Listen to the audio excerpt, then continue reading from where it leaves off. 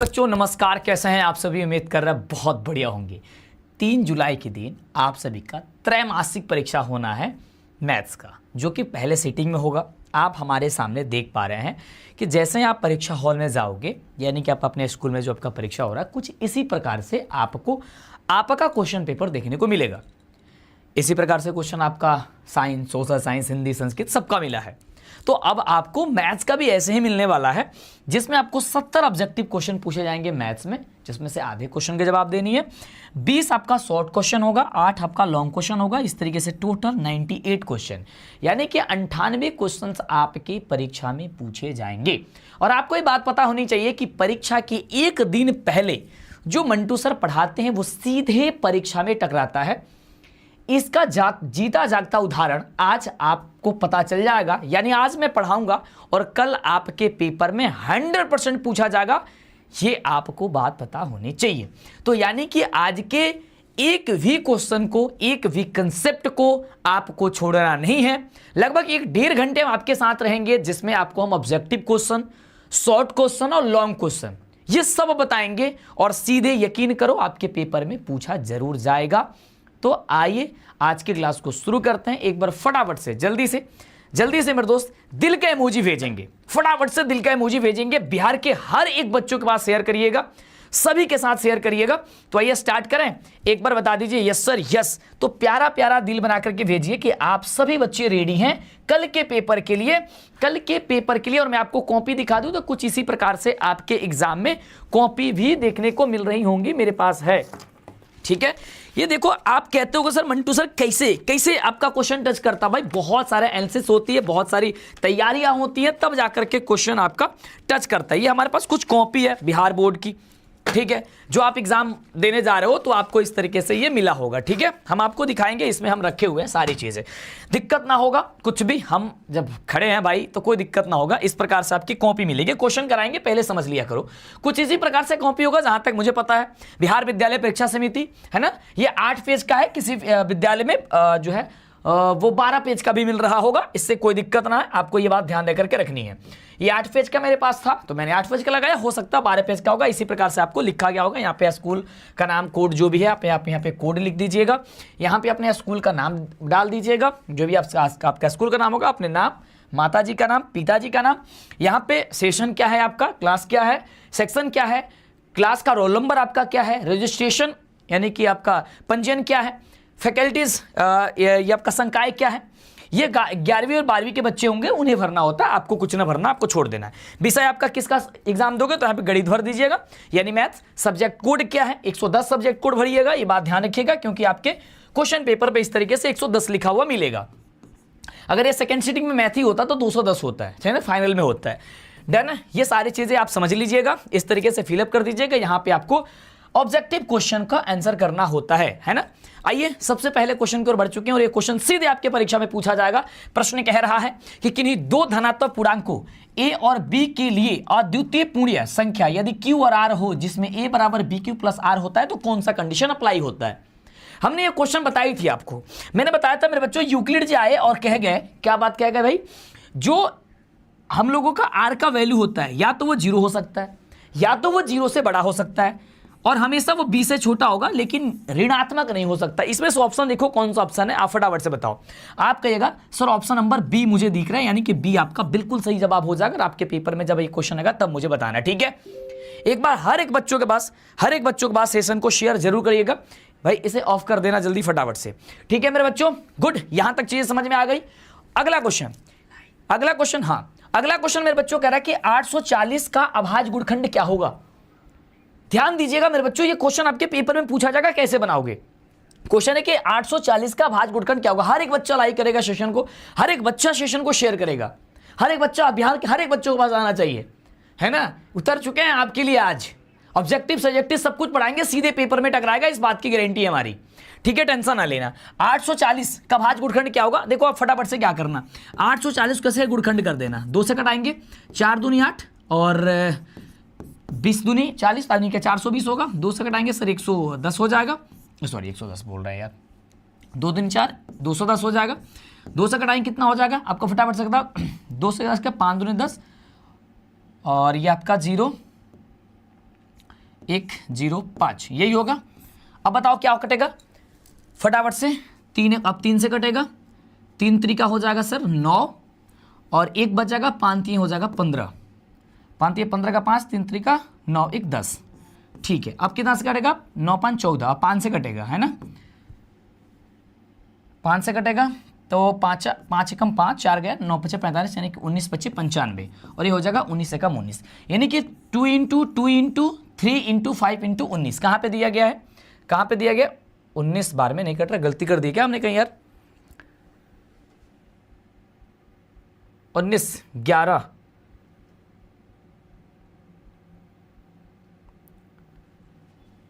1 minute यार, एक बार दोबारा इसे बना लेते हैं। ठीक है, एक बार इसे दोबारा बना लेते हैं।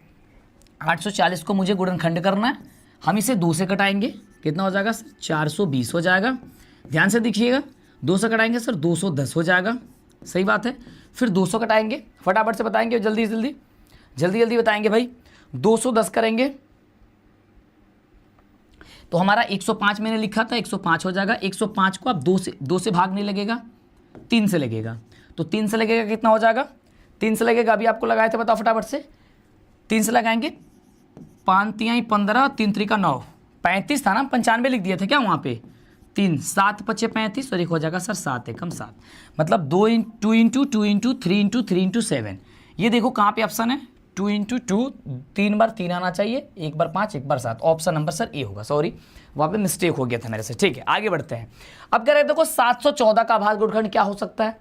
ये क्वेश्चन एकदम उसी प्रकार से जिस प्रकार से अभी आपको हमने बताया। जल्दी जल्दी बताएंगे किसका आंसर क्या होगा, फटाफट से जल्दी जल्दी बताएंगे फटाफट से क्या होगा। 714 को आराम से 2 से भाग दोगे, फिर 2 से भाग दोगे तो जल्दी से भाग दो फटाफट से। 714 है, 714 को आप 2 से भाग दोगे तो कितना हो जाएगा सर 3 दूनी 6 और ये हो जाएगा सर 3 दूनी 6, 1 चला यहाँ पे तो 5 दूनी 10 और 7 दूनी 14, 357। 357 को किससे कटेगा, 2 से तो कटेगा नहीं था, 7 5 12 12 12 3 15 यानी कि 3 से कट जाएगा, तो 3 एकम 3 और ये 2 3 एकम 3, 3 दूनी 6 होता है तो 1 हो जाएगा, तो 2 जाएगा 9 3 27, 119। जल्दी बताएंगे फटाफट से, सही है, जल्दी बताएंगे फटाफट से, जल्दी से बताएंगे फटाफट से, सही है। उसके पास ही किससे कटेगा सर, 7 से कटेगा, 7 एकम 7, 7 एकम 7 और 7 7 7 49, 17 बार में और 17 एकम 17 यानी कि 2 गुने 3 गुने 7 गुने 17, 2 गुने 3 गुने 7 गुणे 17, ऑप्शन नंबर सी, सही बात है। बताओ फटाफट से, ऑप्शन नंबर क्या हो जाएगा सर, सी नंबर हो जाएगा। नेक्स्ट क्वेश्चन, यदि 2 संख्या का लसा तथा मसा क्रमशः 72 और 6 हो तो उन संख्याओं का गुणनफल क्या होगा। अब ध्यान से सीखिएगा, इस क्वेश्चन को मैंने बताई थी। क्वेश्चन क्या है कि 2 संख्याओं का लसा तथा मसा दिया गया, दोनों संख्या। जब भी ऐसा क्वेश्चन आएगा मेरे बच्चों तो ध्यान दीजिएगा, लसा और मसा को यदि आप गुणा कर देंगे तो वो आपका क्या हो जाएगा, दोनों संख्या का गुणनफल हो जाएगा। यानी कि मुझे सिंपल सी बात है कि 72 गुणे 6 कर देना है और जो आंसर आएगा वही आ जाएगा। जैसे कि 72 गुणे 6 करेंगे, 6 दूनी 12 का 2, हाथ में बच्चा 1, 7 6 के 42, 42 हो जाएगा सर 43 यानी कि 432 आ जाएगा। तो 432 किधर है, ऑप्शन नंबर ए हो जाएगा। हर एक बच्चा जवाब देगा, कौन, हर एक बच्चा जवाब देगा फटाफट से। हर एक बच्चा सेशन को लाइव भी करता, शेयर करेगा, सीधे आपके पेपर में क्वेश्चन देखने को मिलेंगे। आगे क्वेश्चन मेरे बच्चों, अगला क्वेश्चन आपके पेपर में है, ये आप कल देख लीजिएगा। ऐसा ही चीजें फाइनल पेपर में भी होगा। फाइनल पेपर के लिए तो डरना ही नहीं है। आपके बड़े भैया जो परीक्षा दे चुके हैं उन्हें पता है कि मंटू सर जो पढ़ाते हैं वो आपके पेपर में आता है, इसकी गारंटी हम दे रहे हैं। अगला क्वेश्चन है, यदि 2 संख्या का लसा यदि 90 है, क्या कह रहा है मेरे बच्चों, लसा का मतलब होता है लघुत्तम समापवर्तक यानी कि एलसीएम। एलसीएम मेरे बच्चों कह रहा है कि 90 है, ठीक है। मसा यानी एचसीएफ बराबर मुझे दिया गया सर 15 है, सही बात है, ठीक है 15 है। तो कह रहा है कि यहां पे दोनों संख्या का गुणनफल क्या है। एकदम सेम क्वेश्चन है जो इसके पहले मैंने आपको रखा हुआ है, ये पहले रखा हुआ है, एकदम सेम क्वेश्चन है। तो क्या करेंगे सर, 90 गुणे हम 15 करेंगे, है ना। 15 नामा कितना होता है 135 और ये 0 तो 0 है यानी कि 1350 हो जाएगा, option number A. Option number क्या हो जाएगा मेरे राजा, ऑप्शन नंबर ए हो जाएगा। आपने लाइक कर दिया सेशन को? एक बार बताना फटाफट से, आपने सेशन को लाइक कर दिया है? नहीं किए होंगे तो जल्दी से कर लीजिएगा। आगे बढ़ते हैं। यदि दो संख्या का गुणनफल तथा मौसा क्रमशः 2366 है एवं 13 हो तो उनका लसा क्या होगा? अब ध्यान से समझिएगा क्वेश्चन क्या है। कह रहा है कि दो संख्या का गुणनफल मतलब a गुणे b बराबर मुझे दिया गया है 2366, सही बात है, तथा मौसा मुझे दिया गया है यानी HCF मुझे दिया गया है मेरे बाबू 13, तो मुझे कह रहा है एलसीएम क्या होगा। अगर ऐसी कंडीशन में ऐसी चीज़ में आपसे ये पूछे जाए तो आपको सीधे करना है एलसीएम बराबर दोनों संख्या का गुणनफल जो दिया गया होगा वो, और जो आपका एचसीएफ दिया होगा उससे सिर्फ भाग दे देना, और जो कटेगा वो आपका आंसर आ जाएगा। जल्दी जल्दी कटाएंगे, जल्दी जल्दी कटाएंगे फटाफट से कि 2366 में यदि हम 13 से भाग देंगे तो कितना निकल के आएगा? 2366 मुझे लग रहा है 182 आएगा। एक बार कटा के देखना, 2366 में यदि हम 13 से भाग देंगे 182 आएगा, क्योंकि ये आपका जो क्वेश्चन है वो आपके बुक में दिया गया है, समझ रहे हो? तो जो आपको हम बता रहे हैं अगर आप अपने दिमाग में बैठा के रखेंगे तो सीधे आपके पेपर में क्वेश्चन पूछे जाएंगे, तो आपको कोई दिक्कत नहीं होगा, सही बात है। अगला देखो, अगला मेरे दोस्त क्वेश्चन कह रहा है कि एक परिमेय संख्या का व्यापक रूप P/Q है जहां पे कौन सा कंडीशन अप्लाई होता है? मेरे बच्चों हम सभी को पता है कि परिमेय जो संख्या होता है वो क्या होता है? परिमेय संख्या हमारा होता है सर P/Q ग्रुप में, जहां पे कंडीशन होता है हर का मान, यानी कि Q बराबर हमें कभी भी जीरो नहीं रख सकते हैं, यानी अंश में जीरो हो सकता है, जैसे कि 0 को 0/1 कर सकते हैं। ये हमारी परिमेय संख्या है। यदि कोई पूछे अगर पेपर में आ जाए इसके अलावा कि 0 कैसी संख्या है तो आप कहोगे सर परिमेय है, क्यों? क्योंकि 0 को 0/1 कर सकते हो। लेकिन मेरे बाबू आप कभी भी किसी भी संख्या के बट्टे में 0 नहीं लगा सकते, गलत बात है। तो यानी कि वही कह रहा है कि हम Q बराबर नहीं करेंगे 0, यानी ऑप्शन हो जाएगा सर C नंबर सही जवाब। ये जवाब बिल्कुल सही हो जाएगा, ठीक है? ठीक है मेरे बच्चों, आगे बढ़े, बोलो यस। आगे देखते हैं, कह रहा है कि अपरिमेय संख्या का उदाहरण क्या है? इसमें से अपरिमेय संख्या कौन सी हो सकती है? अब मेरे बाबू ध्यान से ध्यान दीजिएगा कि अपरिमेय संख्या बाबू वह हुई जरा के हमने के रूट से बाहर नहीं कही जा सकती, यानी कि हम लोग P/Q ग्रुप में नहीं लिख सकते हैं। यहां से ध्यान से देखो कि कौन ऐसी संख्या है जिसे हम लोग P/Q ग्रुप में नहीं लिख सकते हैं। कौन ऐसी संख्या है जिसे हम लोग P/Q ग्रुप में नहीं लिख सकते, इस बात को बताना है। जल्दी से फटाफट से बताओ, जल्दी से फटाफट से बताओ, जल्दी से मेरे बच्चों फटाफट से बताओ कौन सा ऐसा संख्या है जो हमें P/Q ग्रुप में नहीं लिख सकते, यानी कि वो संख्या अपरिमेय होंगी। जल्दी से बताएंगे फटाफट से, जल्दी से बोलेंगे फटाफट से। एक बार सेशन को शेयर भी करेंगे सभी के साथ, सेशन को आप लोग शेयर भी करेंगे फटाफट से। आप लोग का जवाब आ रहा है सर ऑप्शन नंबर डी सही जवाब है ना? आप लोग का आ रहा है कि सर डी, बिल्कुल सत्य बात है भाई। 624 को नहीं कर सकते। यदि यहाँ पे 625 रहता अंडर रूट में, यदि अंडर रूट में 625 रहता तो हम उसे बाहर कर सकते थे 25 बार में, लेकिन यहाँ पे 624 है तो हम तो इसे करेंगे नहीं, सही बात है, ठीक है, डन है। उसी टाइप के एक और क्वेश्चन यहाँ पे रखे हमने, जो टाइप रखे आपके पेपर में पूछा जाएगा। कोई भी क्वेश्चन इसमें से हो सकता है, ध्यान रखिएगा, लेकिन पेपर में 100% पूछा जाएगा। अपरिमेय संख्या का उदाहरण क्या है? इसमें से अपरिमेय संख्या तो मुझे दिख रहा है भाई ये ये आपका परिमेय हो जाएगा, ये भी हमारा परिमेय हो जाएगा, ये 14 का होता है ये भी परिमेय हो जाएगा, लेकिन तब ये हमारा परिमेय नहीं होगा, यानी ये हमारा अपरिमेय संख्या होगा। एक बच्चा कह रहा है सर अगर आपका क्वेश्चन भी एग्जाम में न टकराए तो आकर के मुझे अनसब्सक्राइब कर देना, आज के बाद से तुम पढ़ाई मत करना, इतनी गारंटी देते हैं। जाओ, अब तो संतुष्टि मिलेगी। अगला क्वेश्चन कह रहा है निम्नलिखित में से कौन सरलतम रूप है? सरलतम रूप वाला क्वेश्चन जरूर पूछा जाता है हर एक पेपर में। जब भी आपका फाइनल पेपर हो, मंथली पेपर हो, त्रैमासिक हो, आपका 6 माही पेपर हो, हर एक पेपर में यह क्वेश्चन जरूर होता है सरलतम रूप। सरलतम रूप का मतलब होता है मेरे दोस्त कि सबसे छोटा सा छोटा रूप क्या हो सकता है, इसका किसे हम सबसे छोटा रूप कटा सकते हैं, उसके बाद वो कट ही नहीं सकता है। इसमें मुझे बताओ फटाफट से, बच्चे दे रहे हैं सर 5/24। 5/24 को हम क्या ही कटाएंगे यार, 5/24 को कटा ही नहीं सकते हम लोग, नहीं कटेगा ये सबसे छोटा रूप है ये। निम्नलिखित में कौन सी संख्या भिन्न सरलतम रूप में है, मतलब सबसे छोटा रूप में, फिर से इसमें से कौन है? तो आप कहेगा सर इसका भी हम लोग का ऑप्शन नंबर सी दिख रहा है, क्योंकि सी को हम 11/30 है, क्या इसे आप कटा सकते हो? नहीं कट सकता ये, यानी कि सबसे छोटी है ये, सबसे छोटा है ये मेरे दोस्त, क्या है? सबसे छोटा है। डन है, आगे बढ़ते। 5005 सीधे आपकी बुक से क्वेश्चन है ये, है ना, जो मैंने पढ़ाया आपको। 5005 को मेरे बच्चों इसके जगह पे तुम्हें 1001 भी दे सकता है कि इसको क्या कर सकते हैं, तो ध्यान दीजिएगा। 5005 को अगर करिएगा तो ये 5 से डिवाइड होगा, ये 1000 एक बार में जाएगा। फिर मैंने आपको सिखाया है कि ये मेरे दोस्त जाएगा एक बार में 7 से डिवाइड, जो 143 आता है। इसके बाद से जाता है ये सर 9 से डिवाइड, 9 से नहीं जाएगा ना, 11 से जाता है, 13 बार में जाता है, और ये 13 से जाएगा एक बार में, यानी कि 5 इंटू यानी कि 5 इंटू 7 इंटू 11 इंटू 13, 5 गुने 7 गुने 11 गुने 13, 5 गुने 7 गुने 11 गुने 13। ऑप्शन कहां है? ऑप्शन क्या है मेरे दोस्त? ऑप्शन नंबर क्या है सर? बी नंबर सही जवाब है।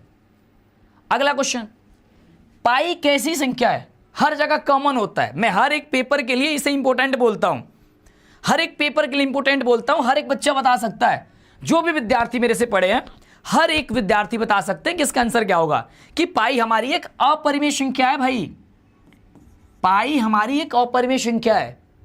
अगर मेरे दोस्त पूछे कि पाई की वैल्यू कितनी होती है, तो कहना सर 22/7। में हर एक पेपर के लिए इसे इंपॉर्टेंट रखता हूं कि कहीं ना कहीं देखने को मिल ही जाता है ये क्वेश्चन।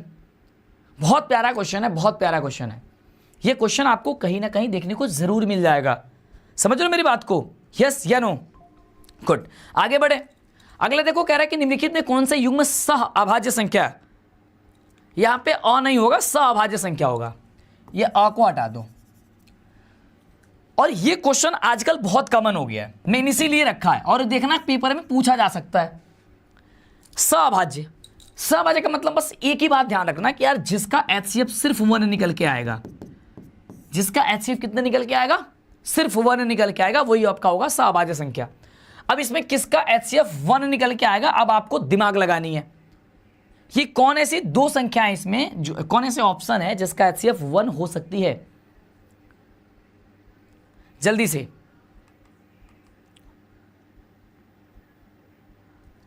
अच्छा, ऑप्शन नंबर मैंने यहां पे बी टिक कर दिया क्या? अरे देखो यहां बनाया है 5 गुणे 7 गुणे 11 गुणे 13, और ऑप्शन नंबर हम टिक किए हैं यहाँ पे बी पे। अरे भाई वहां पे डी होगा, सही बात है। एक विद्यार्थी बता रहा है उसी समय से सर 12 नंबर का डी पे टिक करिए, बताए तो आपने सही है, लेकिन टिक आपने बी पे कर दिया था, सॉरी, यहाँ पे मैंने आपको डी पे कर लो, ठीक है। चलो अच्छी बात है यार, तूने बताया। इसका बताओ इसका क्या आंसर होगा। और देखो नंबर लिख के बताओ मेरे दोस्त। सर 23 और 69 का, और इसको पहचानने के लिए बहुत सुंदर सा ट्रिक है। क्या ट्रिक है मेरे दोस्त? कि जब भी ऐसा क्वेश्चन पूछे कि अभाज्य संख्या क्या है, देखना कि दोनों का दोनों संख्या अभाज्य होना है, मतलब दोनों में वो मैचिंग तो नहीं कर रहा है ना कोई संख्या, तो इसमें नहीं कर सकता है। तो ऑप्शन हो जाएगा सर बी नंबर। निम्नलिखित में कौन सा बहुपद है? भाई कौन ऐसा पेपर है आपका जिसमें ये वाला क्वेश्चन इंपॉर्टेंट नहीं रहता है? कौन ऐसा पेपर हो जो ये क्वेश्चन नहीं पूछता है कौन सा बहुपद आपका है इसमें से? अब ऑप्शन अलग अलग हो सकता है, तो मैं आपको तरीका बता देता हूं कि भाई वो तरीका याद रखना, वो ट्रिक याद रखना, वो मेथड याद रखना, जब भी आए आप याद बता देना। कह रहे कि कौन सा बहुपद है? देखो, अगर कोई चर राशि की वैल्यू अंडर रूट में होगी, जैसे अंडर रूट एक्स कहीं दिख जाए, ये बहुपद आपका कभी भी नहीं होगा। कहीं कोई आपका चर राशि बटे में दिख जाए, क्या दिख जाए? बटे में दिख जाए, जैसे 1 का आपको y दिख जाए या रूट का y दिख जाए, तो ऐसे कंडीशन में कभी भी ये बहुपद नहीं हो सकती है। समझ गए मेरी बात? बहुपद वही होता है जिसके चर राशि का घात धनात्मक में होता है, यानी पॉजिटिव होता है। कैसी होती है? वो धनात्मक में होता है, यानी कि पॉजिटिव में होती है। तो मुझे ये देखना है कि इसमें बहुपद कौन है, तो हमें दिख रहा है सर ऑप्शन नंबर सी। क्योंकि देखो ये भी हमारा, ये इस तरीके सिंबल का मतलब बटा समझना, तो ये भी हमारा बटा में है, ये हमारा अंडर रूट में दिया गया है, ये भी हमारा बटा में है, तो हो ही नहीं सकता है। मतलब हम लोग का ऑप्शन नंबर सी सही जवाब होगा। सही है। अब देखना मेरे बच्चों, आपके कमेंट बॉक्स में एक लिंक पिन है व्हाट्सएप का, तो व्हाट्सएप पे सारे बच्चे फॉलो कर लो मुझे। जितने बच्चे आज जुड़े हो सारे बच्चे फॉलो कर लो। इंस्टाग्राम पे आप जाकर के मुझे मंटू सर विद्याकुल के नाम से है उसे फॉलो कर लो। विद्याकुल एप्लीकेशन को इंस्टॉल करने के लिए इंस्टॉल कर लो। अपनी पढ़ाई एकदम 2 गुना स्पीड से करो। आप मुझे देख रहे हो ना कि आप पेपर के लिए परेशान रहते हो, क्वेश्चन कैसा आएगा, कैसे पढ़ाया जाएगा, क्या होगा नहीं होगा, उसकी चिंता तुम छोड़ दो। वो सारी चिंता मंटू सर की होती है। तुम अपने बड़े भैया से पूछोगे तो पता चलेगा कि पेपर के एक दिन पहले या फिर जो कंसेप्ट मतलब पूरे साल जब पढ़ाते हैं ना, तो पूरे साल आपको कोई ऐसा क्वेश्चन आपको पेपर में नहीं दिखेगा उसमें से कि आपको ना पूछा हो। लेकिन एक पेपर से पहले भी बच्चों का डर होता है कि पता ना क्या क्या पूछा जाएगा, तो उसके लिए भी हम आपको आकर के बताते हैं, जैसे आज बता रहे हैं। तो ये तो वही बच्चा बना पाएगा ना जो कंसेप्ट सब सीखा होगा, क्योंकि मैं यहाँ पे आज टाइप बताऊंगा, क्वेश्चंस बताऊंगा। हो सकता है कि क्वेश्चन चेंज भी हो जाए लेकिन पैटर्न चेंज नहीं होगा। इसीलिए विश्वास के साथ कहते हैं कि भाई ये चीज़ें होगा, तुम ध्यान रखना, बस मिस मत करना। तो ये चीज़ें फाइनल भी होगा, मंथली में भी होगा, त्रैमासिक में भी होगा, 6 माही में भी होगा। तो आप पढ़े रहोगे तभी बना पाओगे। ऐसा नहीं है कि मैं एक दिन में आपको टॉपर बना दूंगा, कुछ ना होने वाला। एक दिन में अगर आपको बुक ही दे दिया जाए, पूरे साल पढ़ाई नहीं की तो क्या तुम पेपर में लिख के आ जाओगे? 100% कहोगे नहीं, बिल्कुल नहीं होगा। तो इस बात को भी ध्यान रखना है। निम्नलिखित में से कौन सा बहुपद है, इसमें से बताओ कौन से बहुपद है। मैं एक के जगह पे एक पैटर्न के आधार पे 2-3 रखा हूं। मुझे पता है कि इसी पैटर्न पे ही क्वेश्चन पूछता है। अब कोई भी क्वेश्चन हो सकता है आपका, लेकिन ये चेंज नहीं होगा। कह रहा है कि कौन बहुपद, देखो बटा में बहुपद नहीं होगा, ये रूट में है बहुपद नहीं होगा, ये बटा में बहुपद नहीं होगा, ऑप्शन नंबर सी होगा। एकदम छोटी छोटी चीजें को याद करके रखो, देखो चीजें कैसे होंगी आपके, ठीक है। और सारे बच्चे व्हाट्सएप को फॉलो जरूर करेंगे, लिंक डिस्क्रिप्शन में दिया गया है। हर एक बच्चा फॉलो करेगा, हर एक बच्चा इंस्टाग्राम पे, हर एक बच्चा चैनल को सब्सक्राइब करेगा। यदि तुम्हें विश्वास हो गई, कल के पेपर आपको बन गया, वो ऑब्जेक्टिव सब्जेक्टिव सब कुछ, तो विश्वास हो जाएगा ना, तब तो अच्छे से पढ़ाई करोगे ना। आपके दिल दिमाग में बैठ जाना चाहिए। और दिन रात, अब पढ़ाई में देखो टाइम बहुत कम है, अब रेगुलर कर दो हर एक चीज। अगला देखो, रैखिक बहुपद का व्यापक रूप क्या होता है सर? ax+ का भी होता है। जहां पे कौन सा कंडीशन अप्लाई होता है मेरे बच्चों? मैंने आपको पढ़ाया है बहुपद, जब ax+ का भी होता है मेरा रैखिक बहुपद का व्यापक रूप, तो हम वहां पे बताए थे कदापि यानी कभी भी 1 बराबर 0 नहीं हो सकती है। इस बात को ध्यान रखना, कभी भी a बराबर 0 नहीं हो सकती, इस बात को बिल्कुल ध्यान रखना, ठीक है। सेशन को लाइक कर दीजिए, हर एक बच्चा फटाफट से लाइक कर दीजिए। जितने बच्चे जुड़े हैं सभी के सभी बच्चे लाइक करके एक बार शेयर जरूर करेंगे आज। डन है जी। तो a बराबर नहीं है 0, यानी कि हो जाएगा ऑप्शन नंबर ए। हो सकता है आपके पेपर में पूछा जाता है क्वेश्चन, बहुत से कॉमन सी चीज है कि द्विघात बहुपद का व्यापक रूप क्या है, क्या आप बता पाओगे? जल्दी जल्दी बोलो, क्या आप द्विघात बहुपद के व्यापक रूप बता सकते हो? तो आप कहोगे कि मंटू सर आपने बता रखी है कि सर द्विघात बहुपद का व्यापक रूप होता है कि ax² का bx+ का c होता है। यहां पे भी कंडीशन अप्लाई होता है कि सर a बराबर 0 नहीं लिख सकते हैं, भले ही इसके अलावा इसके बाद कुछ भी लिख दो वो सब 0 हो सकता है, लेकिन a की वैल्यू 0 नहीं रखेंगे। अब क्यों नहीं रखेंगे? कल पेपर है यार, उतनी चीजें मत जाना करो, ठीक है। बस इतना जान लो यार, 0 रखेंगे तो सारी संख्या 0 हो जाएगी, खत्म हो जाएगा, इसलिए, ठीक है। बाकी प्रोसेस आपको अच्छे से एप्लीकेशन पे पढ़ाते हैं, आपको अच्छे से क्लास में पढ़ाते हैं, जो यूट्यूब हो या आप जहां पे भी हो। ये कह रहा है कि इसके बराबर क्या होगा, ऐसे ऐसे क्वेश्चन को सिंप्लीफाई करके देगा क्वेश्चन। देख भाई, अगर तू सिलेबस को समझ लिया, कंसेप्ट और पैटर्न को समझ लिया, तो तुम खुद क्वेश्चन बनाना लगोगे, समझ रहे हो। और बिहार बोर्ड का सिलेबस को जब समझोगे ना, तब पता चलेगा कि वो क्या कहता है, कैसे कहां से क्वेश्चन पूछता है, कैसे पूछ सकता है। हाँ, हो सकता है अंक इधर उधर, ठीक है। नाम, हाँ, इसको क्या कर सकते हो? अब कहोगे सर ये क्या दिया है, समझना आ रहा है भाई? ये दिया है कि आप इसको तोड़ोगे तो किस रूप में लिख सकते हो। तो देखो यहाँ पे x² है, ये -2x है, और -3 बराबर का यहाँ पे 0 कर लो, ठीक है। 4 बार की 0 कर लिए। अब किया जाता है कि यहाँ की संख्या को यहाँ से मल्टीप्लाई किया है, कुछ नहीं तो 1 है, 1 है ना। तो यानी कि -3 को इतने अच्छे से तोड़ना है 2 भागों में, जाकि यहाँ पे 2 आ जाए, जोड़े घटाए 2, और एक गुणा करें तो -3 आ जाए। तो आप क्या कर सकते हो?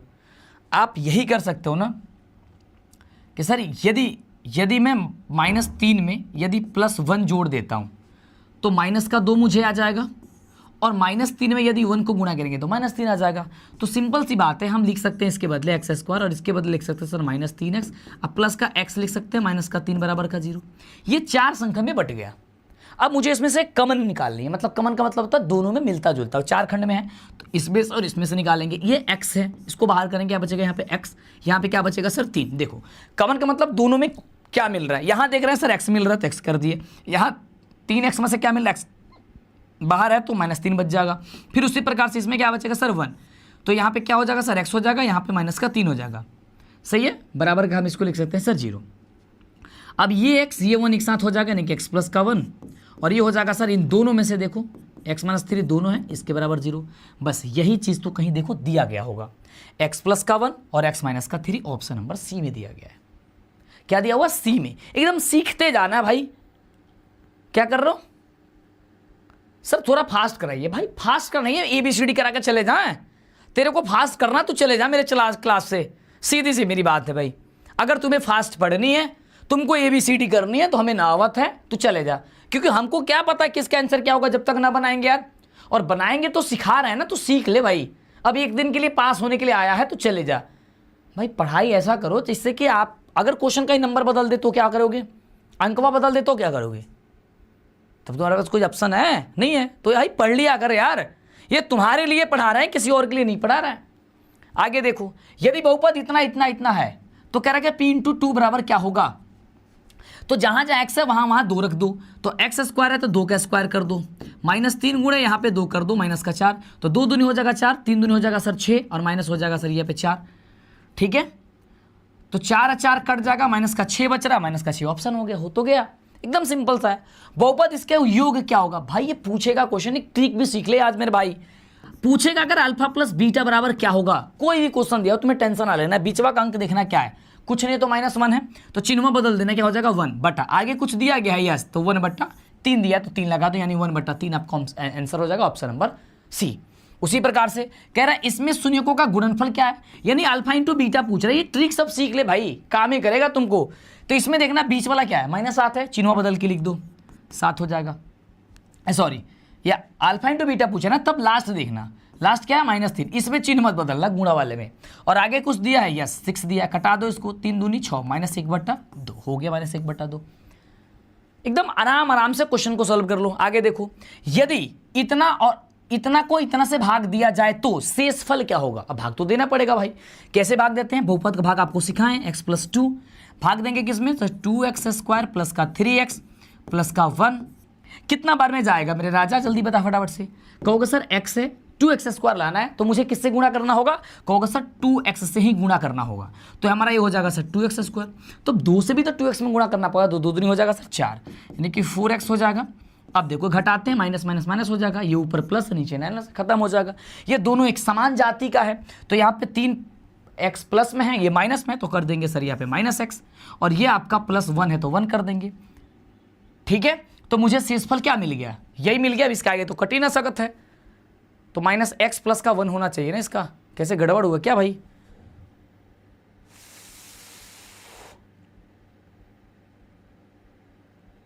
ये 2 कटेगा ही नहीं, एक बार और बनाते हैं, इसमें कोई ऑप्शन है ना दिख रहा है मेरे को, 1 मिनट मेरे भाई रुक जाओ। ये x + 2 को भाग देना है 2x² प्लस का 3x प्लस का 1, यही है। हो सकता है क्वेश्चन मिस्टेक भी हो, x में करेंगे सर 2x लाने के लिए तो 2x से मल्टीप्लाई करेंगे तो हो जाएगा सर 2x², 2 में करेंगे सो 2 हो जाएगा सर 4x बटे, मतलब एक सिंबल लगाएंगे माइनस माइनस, ये आपका कट गया, यहाँ पे बच गया सर माइनस का x, और ये हो गया सर प्लस का 1। तो भाई मेरा ये इतना होगा ना, बताओ फटाफट से, ये वाला तो इतना ही होगा, जल्दी बताओ।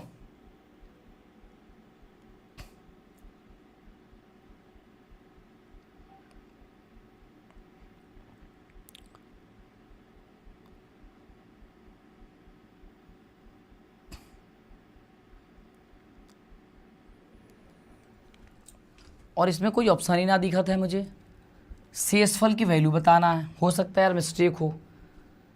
सर आवाज़ नहीं आ रही, आवाज़ नहीं आ रही मतलब, हेलो हेलो हेलो, आवाज़ नहीं आ रही है।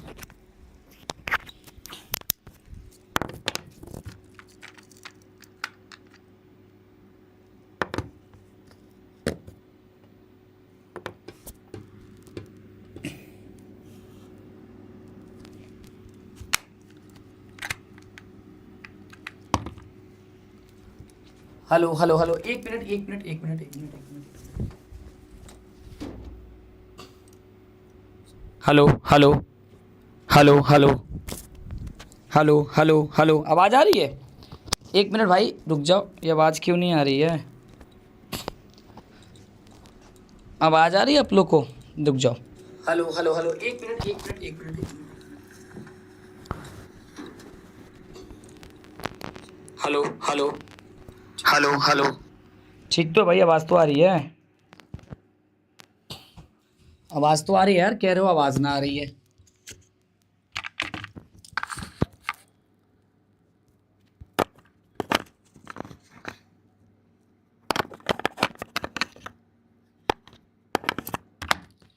ठीक है, आवाज़ आ रही है अच्छे से?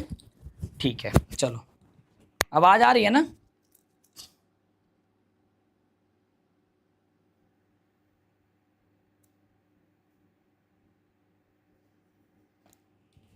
अच्छा चलो,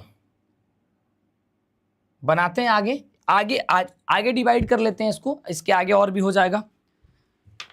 रुक जाओ भाई, आवाज़ आ रही है? चलो इसके आगे एक बार और डिवाइड होगा ना, स्टार्टिंग से बनाते हैं, देखो ध्यान से। 22 नंबर कह रहा है कि इसको इससे भाग देने पर शेषफल क्या होगा, ध्यान से देखना।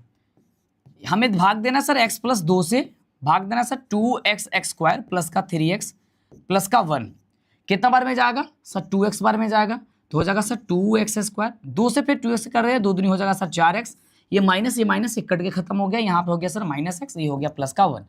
अब एक बार में चल जाएगा क्योंकि यहाँ पे x है, हम मेरे को ध्यान दिमाग में आ रहा था कि ये हमारा स्क्वायर वाला है, ये x में तो एक बार तो चल ही जाएगा सर, माइनस का 1 बार में चला जाएगा, तो माइनस का 1 से गुणा करेंगे तो माइनस का x हो जाएगा, और प्लस का 2 में माइनस का 1 से गुणा करेंगे तो माइनस का 2 होगा। अब ये प्लस हो जाएगा और ये भी ये प्लस हो जाएगा, ये खत्म हो जाएगा, ये बच जाएगा सर आपका 2 युगो 3, 3 से शेषफल होगा भाई, ऑप्शन नंबर सी सही है। सही है भाई, 3 नंबर ऑप्शन नंबर सी सही है, सही है। चलो आगे देखते हैं अगला क्वेश्चन। कह रहा है यदि बहुपद इतना का एक शून्यक एक दूसरे का व्युत्क्रम हो तो k की वैल्यू क्या होगा? ये क्वेश्चन बहुत कॉमन है यार, ये क्वेश्चन आपके पेपर में 100% पूछा जाता है। एक मिनट, एक लाइट नहीं जल रहा यार। कह रहा है कि एक दूसरे के व्युत्क्रम हो, तो मुझे क्या बताना? k की वैल्यू बताना। अब देखना, व्युत्क्रम का मतलब आप x एक अल्फा है तो एक 1/, आप बीटा या 1/α कर सकते हो, मैं बीटा लिखता हूं जिससे आसानी से आपको समझ में आए। यहां कुछ नहीं है तो हम लगाते हैं अल्फा में बीटा, यहां पे 3 मल्टीप्लाई करेंगे तो अल्फा में बीटा से करेंगे तो अल्फा बीटा हो जाएगा, 1 में 1 से करेंगे तो 1 हो जाएगा। सही बात है। अब देखो अल्फा बीटा बराबर मैंने क्या बताया था सर? तीसरा पद यानी कि c बटा है, तो तीसरा यानी कि k, अब बटा पहला यानी कि 2 बटा क्या हो जाएगा 1/1, k से 1 में गुणा करेंगे सर हो जाएगा k, और 1 में 2 से गुणा हो जाएगा सर 2, यानी आंसर आ जाएगा सर 2। क्या हो जाएगा? ऑप्शन आपका हो जाएगा सर ये। अगला नंबर क्वेश्चन बताएंगे फटाफट से, अगला नंबर क्वेश्चन बताएंगे आप लोग फटाफट से, जल्दी जल्दी बताएंगे। अगला नंबर कह रहा है कि यदि अल्फा बीटा इसके शून्यक हो तो 1/α प्लस 1/बीटा क्या होगा? देखो इसका भी ट्रिक सीख लो, जब भी मेरे दोस्त पूछा जाएगा 1/α प्लस 1/बीटा क्या होगा, कोई भी ये क्वेश्चन हो उसे टेंशन नहीं लेना, पहले देखना कि बीच वाला मान क्या दिया हुआ है, तो होगा सर माइनस का 7 दिया है, इसका चिन्ह बदल लेना है तो हो जाएगा सर प्लस का 7, और लास्ट वाला वैल्यू क्या दिया है सर 10, तो भाग दे देना 10 से, तो ये हो जाएगा आपका 7/10, ऑप्शन नंबर ए। अगर यही बात हमें पूछता सर अल्फा प्लस बीटा क्या होता, तो तुम क्या करते? बीच वाला मान देखते, उसका चिन्ह बदल देते, तब आगे से भाग देते, 1 से भाग देते तो सिर्फ 7 आता। लेकिन अल्फा इंटू बीटा देखते, पूछता तो क्या होता था? बीच वाला, ये आपका लास्ट वाला मान देखते सर 10 है, आगे कुछ है नहीं है तो 1 है, तो इसका भाग दोगे सर 10 होता, तो ऐसे बनता है। तो जब भी ऐसा क्वेश्चन पूछे तो आप इस तरीके से बना सकते हो। अगला मेरे बच्चों कह रहा है कि यदि अल्फा बीटा बहुपद x² - 5x प्लस का 4 के शून्यक अगर 1/α प्लस 1/बीटा हो तो आंसर क्या होगा? सिंपल सी बात है भाई, अगर 1/α प्लस 1/बीटा अगर पूछ रहा है तो हमने क्या बताया सर? बीच वाला मान देखो -5 है तो प्लस का 5 कर लो, और लास्ट वाला मान क्या है सर 4, यानी कि 5/4 आपका आंसर हो जाएगा। समझ गए? एकदम आराम से क्वेश्चन बना सकते हो, फटाफट से आंसर दो भाई, आप मेरे से तेजी से आंसर दो, आंसर में देने में थोड़ा सा भी हिचकिचाओ मत, और हर एक बच्चा सेशन को लाइक जरूर करेगा, शेयर जरूर करेगा, लाइक और शेयर जरूर करेगा। सब्सक्राइब यदि चैनल को नहीं किए होंगे, सारे बच्चे पहले चैनल को सब्सक्राइब करेंगे, तभी तो इस तरीके की मजेदार कंसेप्ट, क्लियर क्वेश्चन, सारी चीजें मिलेगा। जब तक चैनल को सब्सक्राइब करके नोटिफिकेशन बेल आइकन नहीं ऑन करोगे तब तक आपको कोई भी चीज नहीं मिलेगा। समझ रहे हो मेरी बात? इस बात को आप ध्यान रखिएगा, एक मिनट, इस बात को आप ध्यान रखिएगा। ये देख रहे हो, ये लाइट में का ये टूट गया यार, ठीक है, बार बार हट जा रहा लाइट वहां से, तो दिक्कत हो रहा है आपको। अरे यार मैंने इसको छुपा दिया है ना, पीपीटी बनाते टाइम में ध्यान नहीं आया है। चलो ये समझ लो, युगपत रैखिक समीकरण लिखा गया होगा। युगपत रैखिक समीकरण इतना तथा इतना का अद्वितीय हल हो यदि, तो क्या होगा भाई? अद्वितीय हल कब होता है? जब a1/a2 बराबर नहीं होता है b1/b2 के। तो इस कंडीशन को देखो तो कहोगे सर ऑप्शन नंबर हो जाएगा सर बी नंबर। ठीक है, आगे देखो, यदि रैखिक समीकरण यदि समीकरण इतना यानी 2x प्लस का 3y बराबर 50 है और y बराबर -4 है, तो x की वैल्यू क्या होगा? अब देखो, जब y की वैल्यू -4 दे दिया है तो हम y की जगह पे वैल्यू रख लेंगे।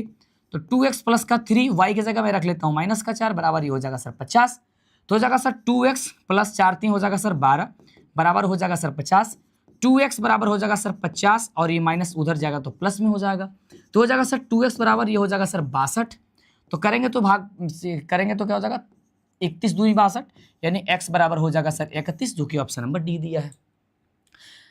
आगे बताओ अगला, यदि समीकरण इतना में यदि y बराबर 6 है तो x की वैल्यू बताओ। अब इसमें देखो एकदम सेम पैटर्न पे मैंने रखा है ताकि क्वेश्चन आएगा तो आप आसानी से बना पाओगे। कह रहे कि यदि 3x प्लस का 2y बराबर 42 है तो 3x y के जगह मुझे दिया है सर 6 बराबर 42। तो हो जाएगा सर 3x प्लस 6 दूनी हो जाएगा 12 बराबर ये हो जाएगा सर 42। तो 3x बराबर कितना हो जाएगा सर 42 माइनस का 12। तो 3x बराबर हो जाएगा कितना सर, ये 0 और ये हो जाएगा सर 30। तो 10 तिया 30 यानी x बराबर हो जाएगा सर 10 आंसर। बोलो बन रहा है? एक बार हर एक बच्चा दिल का इमोजी भेजेगा इस बात के लिए कि सर मजा आ रहा है, सुंदर सा दिल बना के भेजो। अगर चीजें समझ में आ रही है तो मेरे बच्चों आप फटाफट से सुंदर सा दिल बना के भेजो। जल्दी से एक बार दिल बना के भेजना आप लोग फटाफट से, जल्दी से। और तुम लोग आकर के आपस में बतिया रहा है यार, मतलब बतियाने से क्या है? हाँ, तुम लोग कुछ बच्चा आकर के आपस में बतिया रहा है, बतियाओ मत भाई, क्वेश्चन देख ले यार। आगे देख मेरे भाई, अगला, यदि दो युगपत समीकरण के रैखिक आलेख यदि संपाती हो तो उनका हल कैसा होगा? मेरे बच्चों संपाती होने का मतलब होता है एक ही रेखा पे एक और रेखा आ जाना। मतलब कि जब एक रेखा पर एक और ही रेखा आ जाए, एक मतलब का भाई बहुत ज्यादा बार काटता। तो जब बहुत ज्यादा बार काटता तो एक के तू कह दिया कि सर एक अनगिनत हल हो जाए, यानी अनंत बहुतेरे हल। देख लो नाम क्या लिखा है, अनंत बहुतेरे हल, यानी बहुत ज्यादा हल हो जाएगा। सर आप मेरा कमेंट क्यों नहीं देखते? अरे भाई ये कमेंट आज ना देखने का मौका मिल रहा है क्योंकि कल पेपर है आपकी। हम सोच रहे जितना जल्दी हो सकता है ना उतनी जल्दी सारे क्वेश्चन करा दे। देखो तुम्हारे पेपर में 70 को क्वेश्चन पूछा जाएगा, मैं आपको मात्र 90 को क्वेश्चन बताऊंगा और आपके पेपर में मात्र 30 को बनानी है, सॉरी 35 को, तो आप इजिली करके आ जाओगे। लेकिन मेरा काम क्या है, मैं सब कुछ करा के भेजूं ताकि आपको पेपर में दिक्कत ना हो। इसी तरीके से आपको शॉर्ट क्वेश्चन भी बताएंगे हम। शॉर्ट क्वेश्चन आपको 20 को पूछा जाएगा, हम 10 को बताएंगे और सब क्वेश्चन आपके उस टाइप के होगा, क्वेश्चन पेपर में पूछा जाएगा। तो तुम ध्यान से देखो, यदि दो रैखिक समीकरण का आलेख एक दूसरे को केवल एक बिंदु पर प्रतिच्छेद करता है उसका हल क्या होगा? भाई एक बिंदु पर प्रतिच्छेद कर रहा है मतलब एक हल होगा। तो देखो एक हल को कहते हैं सर अद्वितीय हल। ऑप्शन नंबर हो जाएगा सर ए। यदि x प्लस वाई बराबर 18 है, x माइनस वाई बराबर यदि 6 है, तो x कमा वाई का वैल्यू क्या होगा? अब ध्यान से देखो, अब इसका कहने का मतलब यह है कि मुझे इसका हल बतानी है। मतलब x और y में क्या वैल्यू रखें ताकि मुझे 18 आ जाए? तो कहेंगे सर 12 6 18, यानी कि 12 में 6 जोड़ देंगे। देखो x प्लस वाई मतलब यहाँ पे x की जगह 12 रखे पे 6 रखे तो 12 6 18 हो जाएगा। और यदि यहाँ पे 12 में से 6 घटा देंगे तो 6 आ जाएगा। सेटिस्फाइड कर रहा ऑप्शन नंबर ए हो जाएगा। एकदम आराम से क्वेश्चन को करो। उसी प्रकार ये भी है, x प्लस वाई बराबर यदि 14 है तो x माइनस वाई बराबर 4 है, तो x वाई की वैल्यू बताओ। तो 9 5 14 होता है, तो 9 5 14 यानी कि ये हो जाएगा ऑप्शन नंबर बी। और 9 में से 5 घटाओगे तो 4 आ जाएगा। सही बात है, दोनों अप्लाई हो जा रहा है। अच्छा 70 में 40 बनाना है, सॉरी यार मुझे ना पता है, 70 में 40 बनाना। अच्छा ठीक है, तो 40 के 40 बना सकते हो, तुम टेंशन ना लो।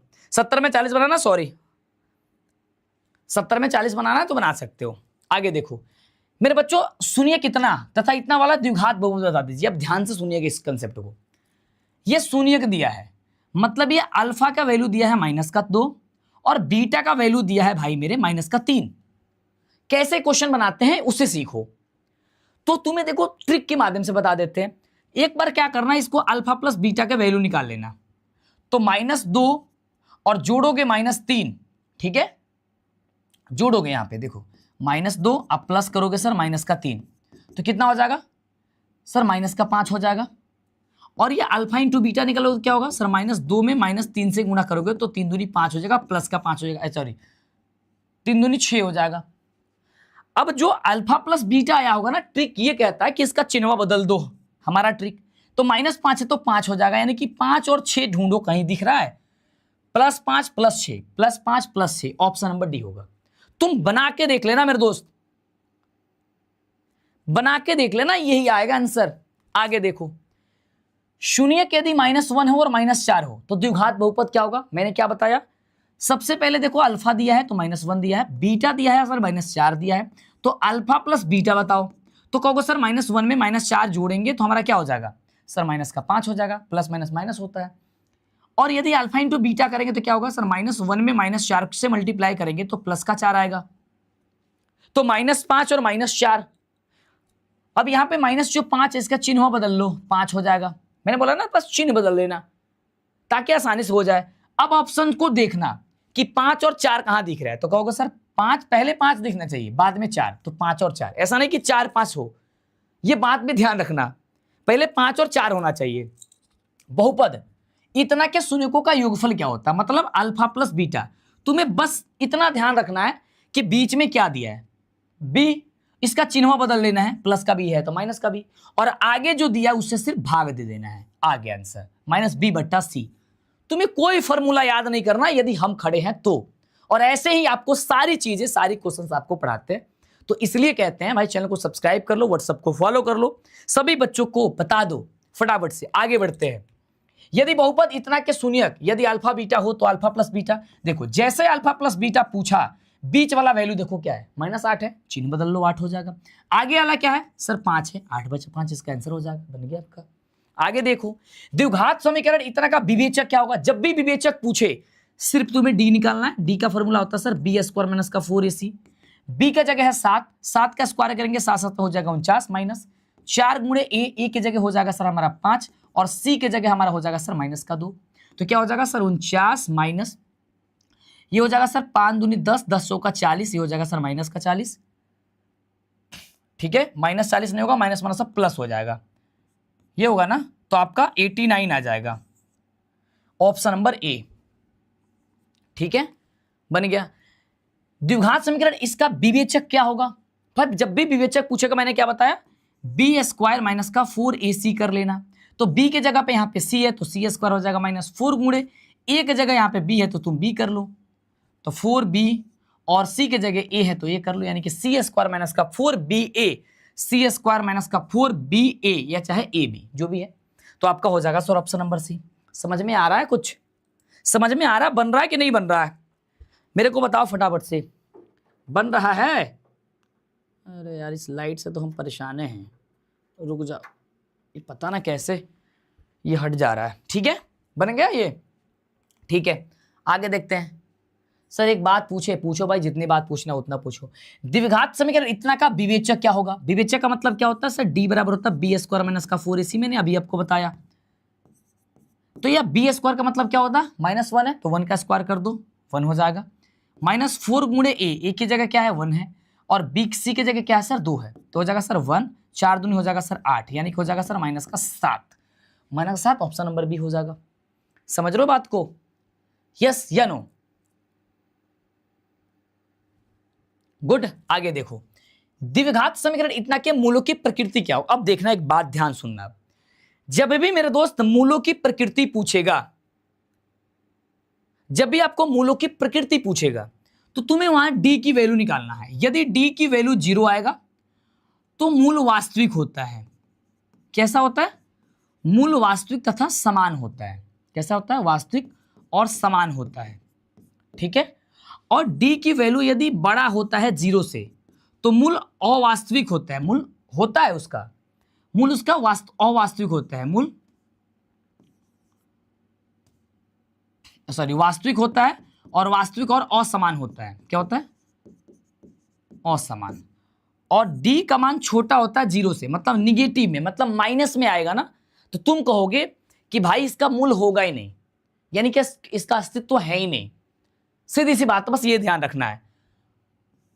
मतलब d बराबर 0 आएगा तो कह सकते हो इसका मूल वास्तव में है, लेकिन क्या है, समान है, मतलब 0 आ रहा है। और d का वैल्यू अगर बड़ा आ जाएगा 0 से, 1 2 3 4 5 जो भी आ जाए, तो कहिएगा इसका वास्तव में मूल तो है लेकिन असमान है, मतलब कुछ भी हो सकता है। तो हम उसी तरीके से यहाँ पे d की वैल्यू निकालेंगे फिर। तो d बराबर फॉर्मूला लगाएंगे बी स्क्वायर माइनस का 4ac। बी स्क्वायर का मतलब -13 का स्क्वायर माइनस 4 गुणे ए के जगह कितना है, कुछ नहीं तो 1, और बी के जगह कितना है यहाँ, सॉरी सी के जगह कितना है सर, 42 है। 13 का स्क्वायर करेंगे 13 तरह 169 हो जाएगा, और माइनस 42 में 4 से करेंगे हो जाएगा सर 4 दूनी 8 और 4 चौका 16, 168, यानी कि प्लस का आएगा सर 1, यही आएगा। तो प्लस का 1 क्या है, डी 0 से बड़ा है, तो कह सकते हैं इसका मूल तो है लेकिन असमान है। कैसा है, असमान है। बन गया। कह रहा है कि द्विघात समीकरण इतना के मूल की प्रकृति क्या, फिर इसमें मूल की प्रकृति बताना है आपको। तो कहेगा सर बी स्क्वायर, तो यानी कि हो जाएगा सर हम लोग का 8 का स्क्वायर माइनस 8 का स्क्वायर हो जाएगा सर 8 8 64। अब एकदम अंदाजे करो, -4ac -4a, एक जगह कुछ नहीं है 1 है, और इसका हो जाएगा सर 100, ये सी की जगह 16, तो हो जाएगा सर 64, और 16 चौका क्या हो जाएगा सर, ये भी हो जाएगा सर 64, ये घट के आएगा सर 0, मतलब इसका मूल है लेकिन कैसा है, समान है। तो लिखेंगे मूल वास्तविक है तथा समान है। अब देखो क्वेश्चन है कि cos स्क्वायर थीटा, और ये कह रहा है कि प्लस 1 बटा कह रहा है कि सर कोसेक स्क्वायर थीटा, क्या कह रहा है, कोसेक स्क्वायर थीटा, तो क्या होगा। अच्छा जी, अब ध्यान से देखिएगा यहां पे एक चीज, हम सभी अगर ऐसे बताए इसको, साइन स्क्वायर थीटा प्लस का कॉस स्क्वायर थीटा बराबर क्या होता है 1, तो कॉस स्क्वायर थीटा बराबर क्या होता है सर 1 माइनस को होता है सर साइन स्क्वायर थीटा। और यदि हम इसको यदि उल्टा कर देते, मुझे क्वेश्चन कुछ उल्टा पुल्टा का दिख रहा है यार, ये टोटल चीजें बटा में होनी चाहिए थी, द 1 के,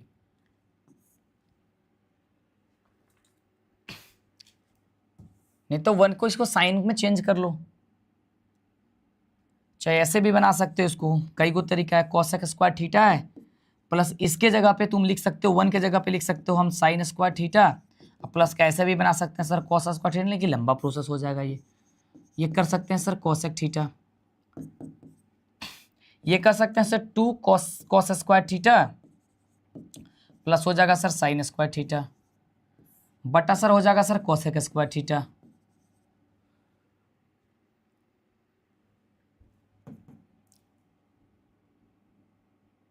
अगर मैं अलग अलग कर दूं तो हो जाएगा सर 2 कॉस स्क्वायर थीटा बटा हो जाएगा सर कॉसेक स्क्वायर थीटा, और ये हो जाएगा सर साइन स्क्वायर थीटा बटा हो जाएगा sir cosec square theta.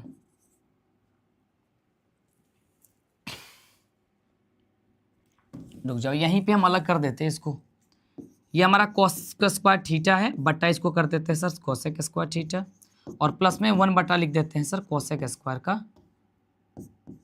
Cosec square theta. तो इसको अभी ऐसे ही रहने देते हैं, कॉस स्क्वायर थीटा को कॉस स्क्वायर थीटा रहने दो, और कोसेक स्क्वायर थीटा के जगह पे इसके बदले पे 1 बटा कॉस जो होता है वो साइन में होता है, तो प्लस हो जाएगा यहाँ पे साइन स्क्वायर थीटा, कुछ नहीं है तो 1 लगा देंगे। एलसीएम अगर करते हैं sir cosec square theta, cosec से कोसेक कट जाएगा तो यहाँ हो जाएगा सर कॉस स्क्वायर थीटा, और यहाँ पे 1 से जाएगा तो ये हो जाएगा sir sine square theta plus का हो जाएगा सर कॉस स्क्वायर का थीटा। तो यहाँ से हम कॉस स्क्वायर थीटा यहाँ से अगर कॉमन कर लेते हैं तो कॉस स्क्वायर थीटा और 1 बचेगा सर हमारा साइन स्क्वायर थीटा। तो फिर तो हमको 2 पेज में बनाना पड़ेगा यार, कोई इसका शॉर्ट फॉर्म मुझे याद नहीं आ रहा है यार इस समय। Sine square plus cos square होगा, साइन स्क्वायर यहाँ पे 1 बटा कॉस स्क्वायर की जगह। अच्छा, अगर हम ऐसे भी बना सकते हैं ना यार, ये अलग होगा, ये एक साथ नहीं होगा। वही मैं ये अगर ये ऐसा क्वेश्चन दिया रहता, देखो ये मुझे लग रहा है ये क्वेश्चन ऐसे दिया हुआ है, cos स्क्वायर थीटा प्लस में 1 बटा का कोसेक स्क्वायर थीटा, ऐसा प्रश्न है ये लिखने की वजह से मिस्टेक हो रहा है। तो हम इसके जगह पे मेरे बच्चों लिख सकते हैं 1 बटा कोसेक जो होता है वो साइन होता है, तो हम ऐसे लिख सकते हैं कि cos स्क्वायर थीटा प्लस का साइन स्क्वायर थीटा, और अब इसके बदले 1 होता है तो इसका आंसर 1 हो जाएगा। ये प्रश्न ऐसे होगा, लेकिन ये उल्टा लिखने के कारण जो है ना हमें परेशानी हुआ इसमें, समझ रहे हो।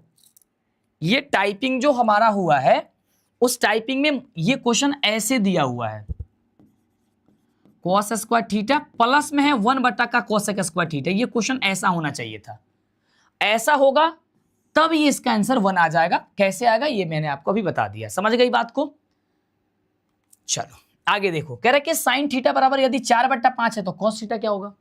अब देखो साइन थीटा बराबर होता है सर लंब बटे का कर्ण, तो मुझे यहां से आधार ज्ञात करनी है, तो आधार क्या निकल जाएगा 4 बटा 5 में, को सर आधार निकल जाएगा यहां से 3, तुम निकाल के चेक कर लेना। तो कह रहा है cos थीटा में होता सर आधार बट्टा कर्ण होता, तो आधार का वैल्यू 3 है और कर्ण का वैल्यू 5, यानी कि 3 बट्टे 5 हो जाएगा। समझ रहे हो मेरी बात को। यस, आगे देखो, तेजी से आंसर देना फटाफट से।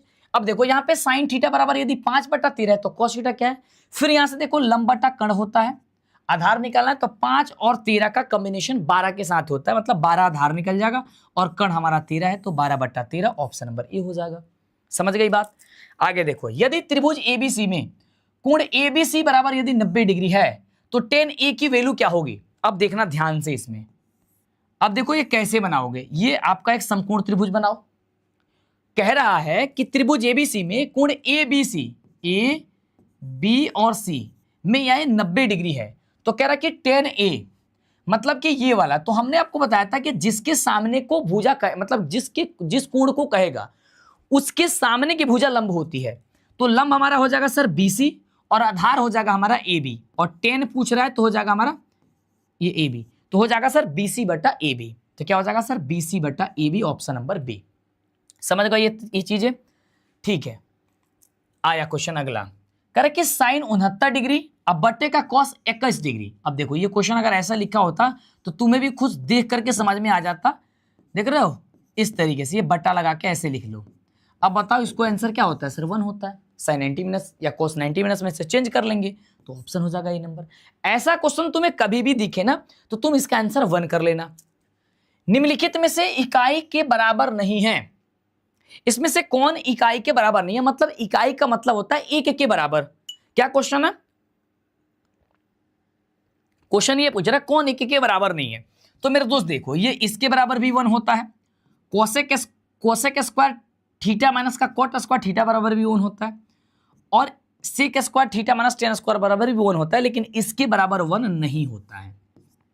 तो लिखिएगा ये इसके बराबर नहीं हो सकता है। यदि टेन थीटा बराबर कॉट थीटा है तो थीटा की वैल्यू क्या होगी, मतलब दोनों वैल्यू कब एक समान होती है। तो आप कहिएगा सर 45 की वैल्यू, क्योंकि कॉट 45 और साइन 45, कॉट 45 दोनों में एक होता है। उसी तरीके से साइन और कॉस, साइन और क्या पूछ रहा है, कॉस पूछ रहा है, तो ये भी कब बराबर होता है सर 45 डिग्री जब होता है तब। समझ रहे मेरी बात को। तो इस तरीके से इसका आंसर होगा, ठीक है सर क्लास में।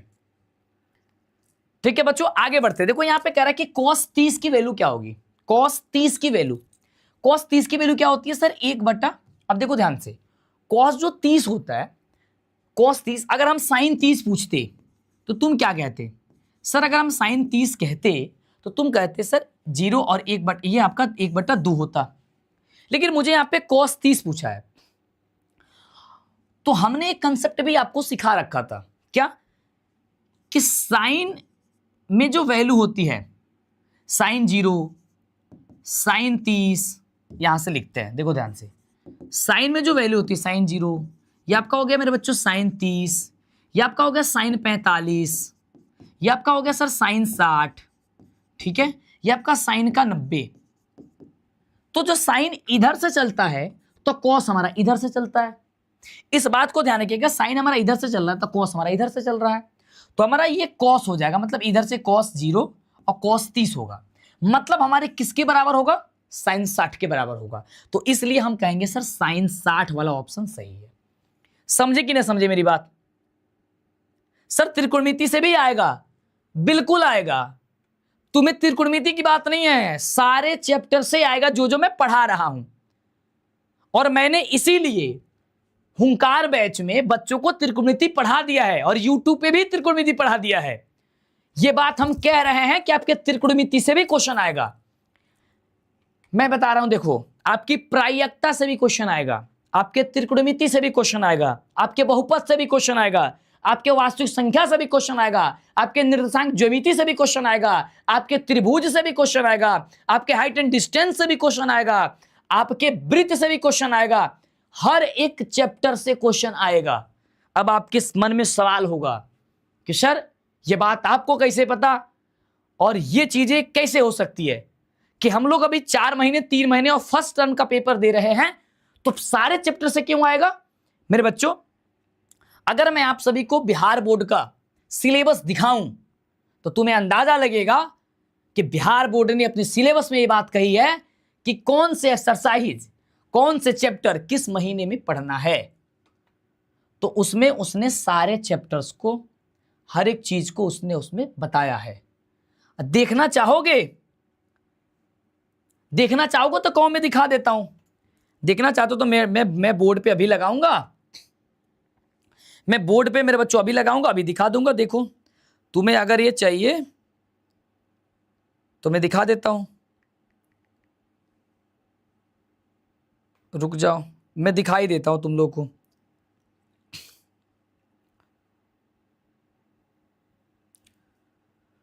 वो यहां से मैं भेजू इसको टेलीग्राम पे ना,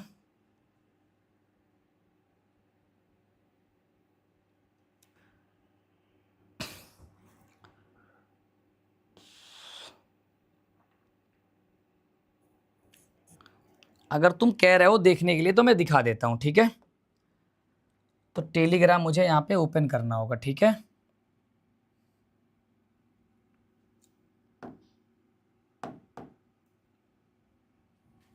रुक जाओ, ओपन करके आपको दिखा देता, पहले ये चला जाए पीडीएफ।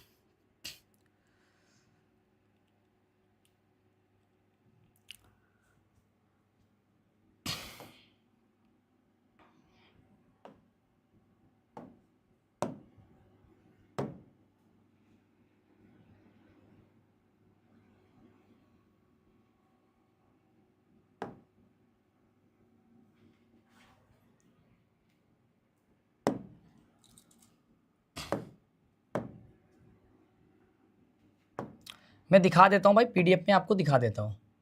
ये बिहार बोर्ड का सिलेबस है भाई, ओपन हो गया यार, देख रहे हो, यही काम है इसका।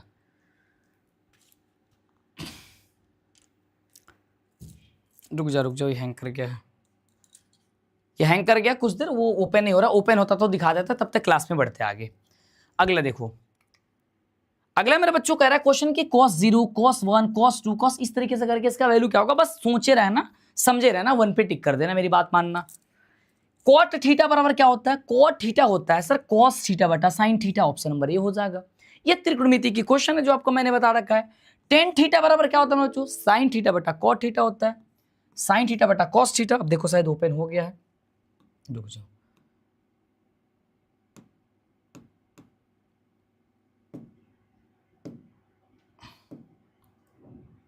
अरे आ जाओ यार मेरे दोस्त, काहे करता है नौटंकी। ये देखो, ये तुम्हें भले दिखेगा कि 23, 24, 24, 25 का सिलेबस है, लेकिन यही सिलेबस आपको अप्लाई है। अभी तक बिहार बोर्ड ने इसे अपडेट नहीं किया है, सन ने ही अपडेट किया है। ये बिहार बोर्ड का जो है ना वो सिलेबस है, समझ रहे हो? ये बिहार बोर्ड का सिलेबस है, इसे ध्यान से देखना। ये सिलेबस है बिहार बोर्ड का, ठीक है? जिसमें हम यहां से निकाल लेते हैं गणित। तुम्हें जूम करके सारी चीजें दिखा लेते हैं, रुक जाओ। ये देखो, आपके परीक्षा में क्वेश्चन पूछा जा रहा है जुलाई महीने तक, ठीक है? और जुलाई महीने तक क्या क्या पढ़ना है ध्यान से देखो। ये देखो, अप्रैल महीने में क्या क्या पढ़ना है? वास्तविक संख्या, भूमिका 1.1, 1.2 यूक्लिड विभाजन जो क्वेश्चन था आपका, बीजगणितीय यानी बहुपद से बहुपद 2.1, 2.2, 2.1, यहाँ पे 2.3, 2.2, 2.4, 2.3। ये अप्रैल महीना में, अप्रैल में ही आपको त्रिकोणमिति भी पढ़नी है। 8.1, 8.2 सिर्फ टॉपिक, मतलब टॉपिक सिर्फ पढ़नी है उसमें का, सारा नहीं पढ़ना है। सिर्फ 7 में 7.1, 7.2 पढ़ना है आपको अप्रैल महीने में। इसी तरीके से त्रिभुज भी पढ़ना है, त्रिभुज में 6.1, 6.2 पढ़ना है। इसमें आपको ज्यामिति में, क्षेत्रमिति में भी पढ़ना है 12.1, 12.2, 12.2। तो इसी तरीके से आपको अप्रैल में भी पढ़ना है, मई में भी पढ़ना है, जून में भी पढ़ना है, जुलाई में भी पढ़ना है। तो इसीलिए ये सारा सिलेबस से ही क्वेश्चन पूछ रहा है। लेकिन जितने क्वेश्चन है ना, वो सारे के सारे क्वेश्चन एकदम बेसिक से क्वेश्चन है, समझ रहे हो। तो यानी कि ये सब कुछ पूछा जा रहा है, ये सब कुछ जानकारी कौन देते हैं, हम देते हैं। तो जब सेशन में जुड़ोगे, क्लास को सब्सक्राइब करके चैनल को करके रखोगे, हमारे साथ जुड़े रहोगे, तभी पता चलेगा ये बात। आगे बढ़ते हैं। आगे कह रहा है कि समकोण त्रिभुज एबीसी में कोण बीएसी बराबर 90 है, तो कॉस सी क्या होगा। अब ध्यान से सुनना, ये हमारा एक समकोण त्रिभुज है, ऐसा बनाते हैं। बीएसी मतलब ए यहाँ पे 90 डिग्री है, और ये हमारा बी है और ये हमारा सी है। तो कह रहा है कि कॉस सी क्या है, तो जिस कोण को कहेगा उसके सामने की भुजा लंब होगा। तो मतलब हमारा लंब ये हो गया, तो हमारा ये आधार हो गया, मतलब एसी हमारा आधार हो गया, और कण हमारा कहीं नहीं बदलता है, तो बीसी हो जाएगा, मतलब एसी बटा बीसी हो जाएगा कॉस हमारा सी। और कह रहा है कि किसके बराबर है, मतलब कॉस सी किसके बराबर है, तो कॉस सी यानी कि एसी बटा बीसी किसके होगा, एसी बटा बीसी। तो ये अगर हम साइन में चलते हैं, देखो बड़ा कंफ्यूजन करके पूछा यार चलो सबको बना देते हैं, तब देखते हैं कि हमारा एसी बट्टा बीसी किस में आ रहा है। कॉस बी अगर निकालेंगे तो क्या होगा, बी से देखें ये लंब होगा, ये आधार होगा, तो ये ए बी बट्टा हमारा ए बी सी हो जाएगा। बड़ा डिफिकल्ट क्वेश्चन है ये, डिफिकल्ट नहीं है, मतलब थोड़ा सा बनाने पे मजबूर कर रहा है, सबको बनाएंगे तभी पता चलेगा। साइन भी यदि निकालें तो इसके सामने की बीजा क्या हो जाएगा, लंब, तो ये हो जाएगा हमारा ए सी और बट्टा, हाँ यही होगा सर बी सी, ये साइन बी के बराबर होगा, समझ गए, ये साइन बी के बराबर होगा। ठीक है, आगे देखो, समकोण त्रिभुज, इसमें अगर कोण क्यू बराबर 90 हो तो साइन पी क्या होगा।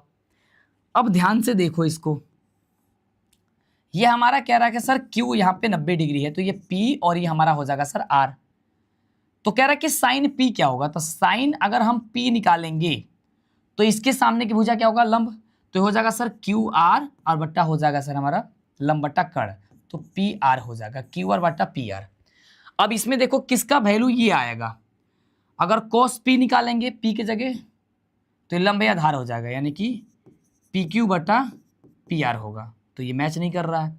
अगर कॉस आर निकालेंगे, कॉस आर ये आर, तो ये लंब है तो ये आधार हो जाएगा, तो ये हो जाएगा सर क्यू आर और बट्टा हो जाएगा sir P Q, sorry P R, यही होगा, यानी कि ये भी हो जाएगा हम लोग का कौन सा ऑप्शन, ऑप्शन नंबर हो जाएगा सर बी नंबर। देख रहे हो कैसे कैसे क्वेश्चन आ रहा है। साइन 30 प्लस कॉस 60 प्लस का tan 45 की वैल्यू क्या होगा। अब देखो साइन 30 की वैल्यू जो होती है वो हमारा होता है सर 1/2, कॉस 60 का भी वैल्यू होता है सर 1/2, और tan 45 का वैल्यू होता है 1। तो इसके कुछ नहीं, नीचे लगा देंगे ऊपर, एलसीएम करेंगे तो 2 आएगा, ये हो जाएगा 1 + 1 + 1, यानी कि 3 बट्टा हो जाएगा सर 2 आंसर, जो कि ऑप्शन नंबर बी में दिया है। अगला कह रहा है कि सेक स्क्वायर, ये sec cube 60 degree into sine square 45 minus का tan स्क्वायर 45 और प्लस ये कोसेक होगा भाई, ये दिख रहे हो, ये कोसेक लिख लेना इसको, कोसेक स्क्वायर 30 डिग्री की वैल्यू कितनी होगी। अब यहाँ पे वैल्यू रखो, ये भी हमारा स्क्वायर ही होना चाहिए, क्यूब वाला तो देना नहीं चाहिए इसको, या ये मेरे ख्याल से क्यूब नहीं होना चाहिए, स्क्वायर होना चाहिए। यहाँ पे सेक 60 की वैल्यू रखो, फिर गुणा करो साइन 45 से जो 1/√2 होता है, tan 45 से गुणा करो और कोसेक 30 से आपको गुणा करो, इसको गुणा करके इसको गुणा करके बीच में से घटा दो, तो जो आंसर आएगा वो आपका इसका आंसर आ जाएगा। ठीक है, चलो भाई हम लोग को सब्जेक्टिव भी पढ़ना है यार, थोड़ा फास्ट कर लें इसको। किस प्रकार के दो त्रिभुज सर्वदा समरूप होते हैं, तो कहोगे सर समबाहु त्रिभुज हमेशा समरूप होते हैं। एक्स अक्ष तथा वाई अक्ष के कटान बिंदु को क्या कहते हैं, देखो एक्स अक्ष तथा वाई अक्ष जहां पे कटती है उसे हम लोग कहते हैं मूल बिंदु, ऑप्शन नंबर डी। नेक्स्ट, निर्देशांक तल में 0,0 को क्या कहते हैं, सर मूल बिंदु कहते हैं, मूल बिंदु का निर्देशांक होता है सर 0,0। आगे, बिंदु -4, -3 की मूल बिंदु से दूरी क्या होगी। जब भी यार ध्यान रखना, जब भी आप जब भी आप मूल बिंदु से क्वेश्चन पूछा जाएगा तो सिर्फ एक रूट लगाना और दोनों का स्क्वायर कर देने का। तो -4 का स्क्वायर करो हो जाएगा 16, 3 का स्क्वायर करें 3 3 9, 16 9 हो जाएगा मेरे बच्चों 25, और 25 को बाहर करोगे आ जाएगा आंसर 5 इकाई। Option number B. समझ गए? डन है। आगे देखो 6,8 की मूल बिंदु से दूरी, मैंने ट्रिक क्या बताया, एक रूट लो दोनों का स्क्वायर करके जोड़ दो, ये हो जाएगा सर 36 और 8 हटाए हो जाएगा सर 64, 36 और 64 हो जाएगा कितना सर 100, और 100 को बाहर करके आ जाएगा सर 10, तो यानी कि हो जाएगा 10 इकाई। आगे देखो मूल बिंदु के निर्देशांक क्या है, अभी मैंने आपको बताया सर 0,0 होता है। आगे देखो मूल बिंदु में -5,8 का भुज क्या है, देखो भुज वो होता है जो पहले वाला देता है, भुज को ही हम कहते हैं एक्स निर्देशांक। क्या कहते हैं? भुज को एक्स निर्देशांक, एक्स का मान को ही भुज कहते हैं। तो -5 है तो -5 हो जाएगा। अगर यहां से कोटि पूछता तो 8 हो जाता, ये हमारा कोटि होता है। आगे 7, -4 में भुज क्या होगा, तो 7 हो जाएगा। कोटि पूछता तो -4 हो जाता। -7, -12 में की एक्स अक्ष से दूरी क्या होगी, एक्स अक्ष से दूर क्या है, तो करोगे सर -12 हो जाएगा -12। बिंदु 4, -9 की एक्स अक्ष से दूरी क्या होगी, -9 हो जाएगी। ये एक्स अक्ष है, ये वाई अक्ष है, तो एक्स से दूर वाई होता है।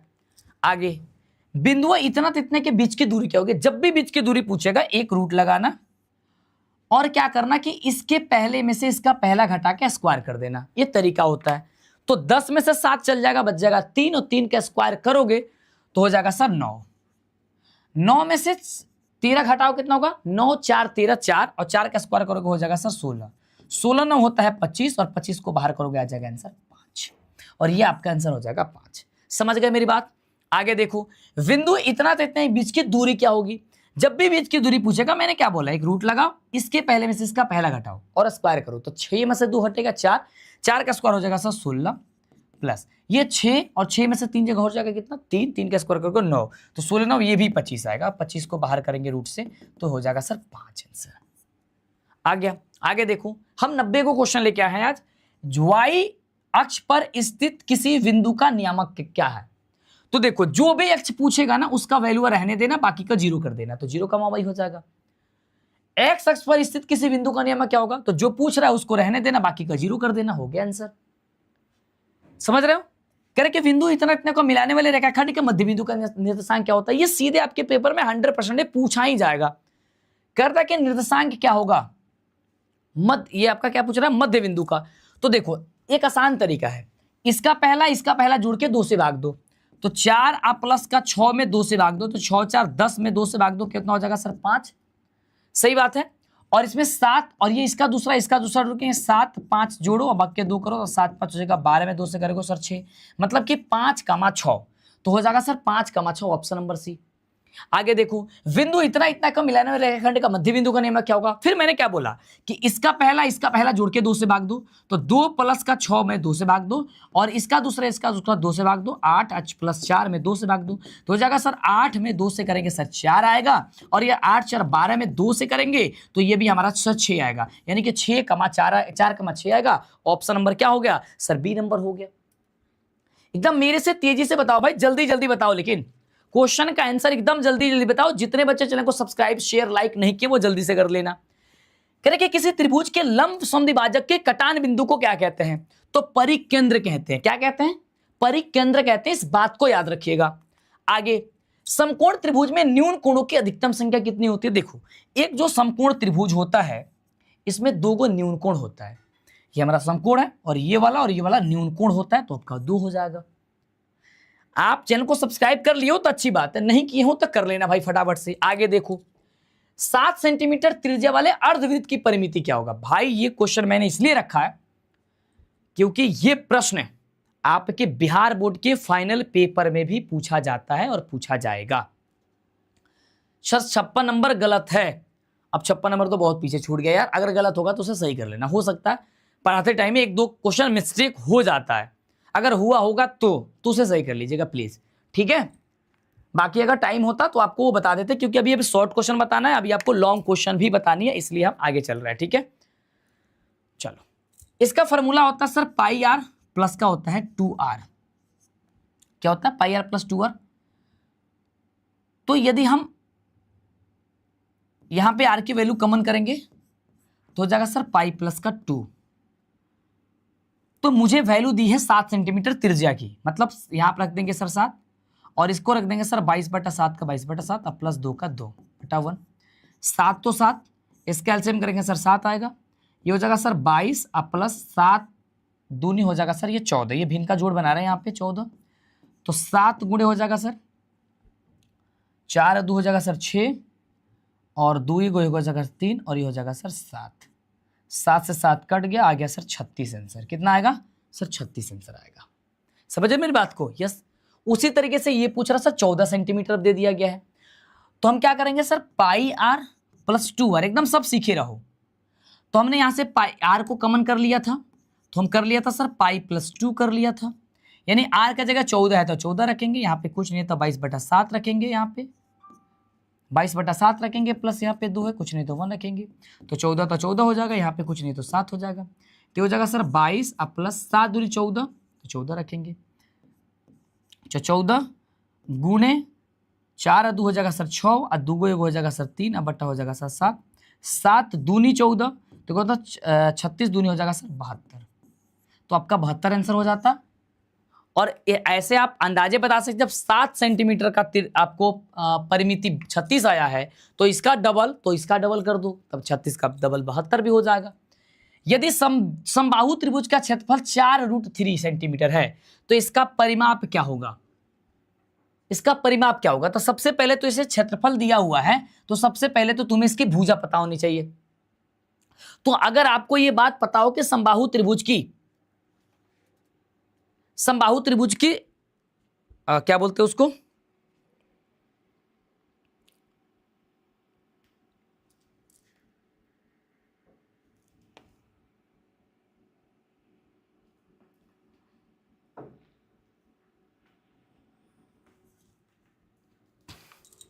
कह रहा है मेरे बच्चों क्वेश्चन बताओ फटाफट से आंसर। देखो क्वेश्चन कह रहा है हम लोग का कि यदि समबाहु त्रिभुज का क्षेत्रफल इतना दिया गया है तो हमें इसकी परिमिति बताना है, तो करना क्या है? सबसे पहले समबाहु त्रिभुज के फॉर्मूला याद होनी चाहिए। तो कहते को सर फॉर्मूला होता है √3/4 गुणे भुजा स्क्वायर। सबसे पहले भाई भुजा ज्ञात करेंगे तभी तो परिमिति पता चलेगा। तो इन टोटल के बदले हमें दिया हुआ है सर 4√3 दिया हुआ है। क्या दिया हुआ? 3 दिया हुआ है। ये √3 से √3 कैंसिल हो जाएगा ऐसे ही, और 4 का 4 चौका हो जाएगा सर 16, यानी कि भुजा स्क्वायर बराबर हमारा हो गया, भुजा स्क्वायर बराबर 4 चौका 16, तो भुजा बराबर हमारा हो जाएगा सर 4 आंसर। क्या हो जाएगा सर? अब आपको समझ में नहीं आएगा सर कैसे मैंने कटा दिया, अब ध्यान से सुनो। फॉर्मूला होता है √3/4 गुणे भुजा स्क्वायर, ठीक है? तो हमें इसके बदले इतना दे दिया है 4√3। तो यदि इधर गुणा है, इधर इस साइड और ये इस साइड, तो इस साइड से इस साइड हम कटा दिए बहुत आसानी से, और हमारा इसमें इससे गुणा कर देंगे तो भुजा स्क्वायर बराबर हमारा ये हो जाएगा 16। जब भुजा स्क्वायर बराबर 16 है तो स्क्वायर को खत्म करेंगे तो इस पे रूट आ जाएगा, तो 16 को बाहर करेंगे सर 4 हो जाएगा, तो 4 हो जाएगा। तो जब हम लोग का भुजा 4 आ गया तो परिमिति बता देनी है हम लोग को। क्या बताना है? परिमिति। तो परिमिति होता है सर इसकी 3 को भुजा होता है तो 3 गुणे 4, यानी कि 4 3 हो जाएगा सर 12 आंसर।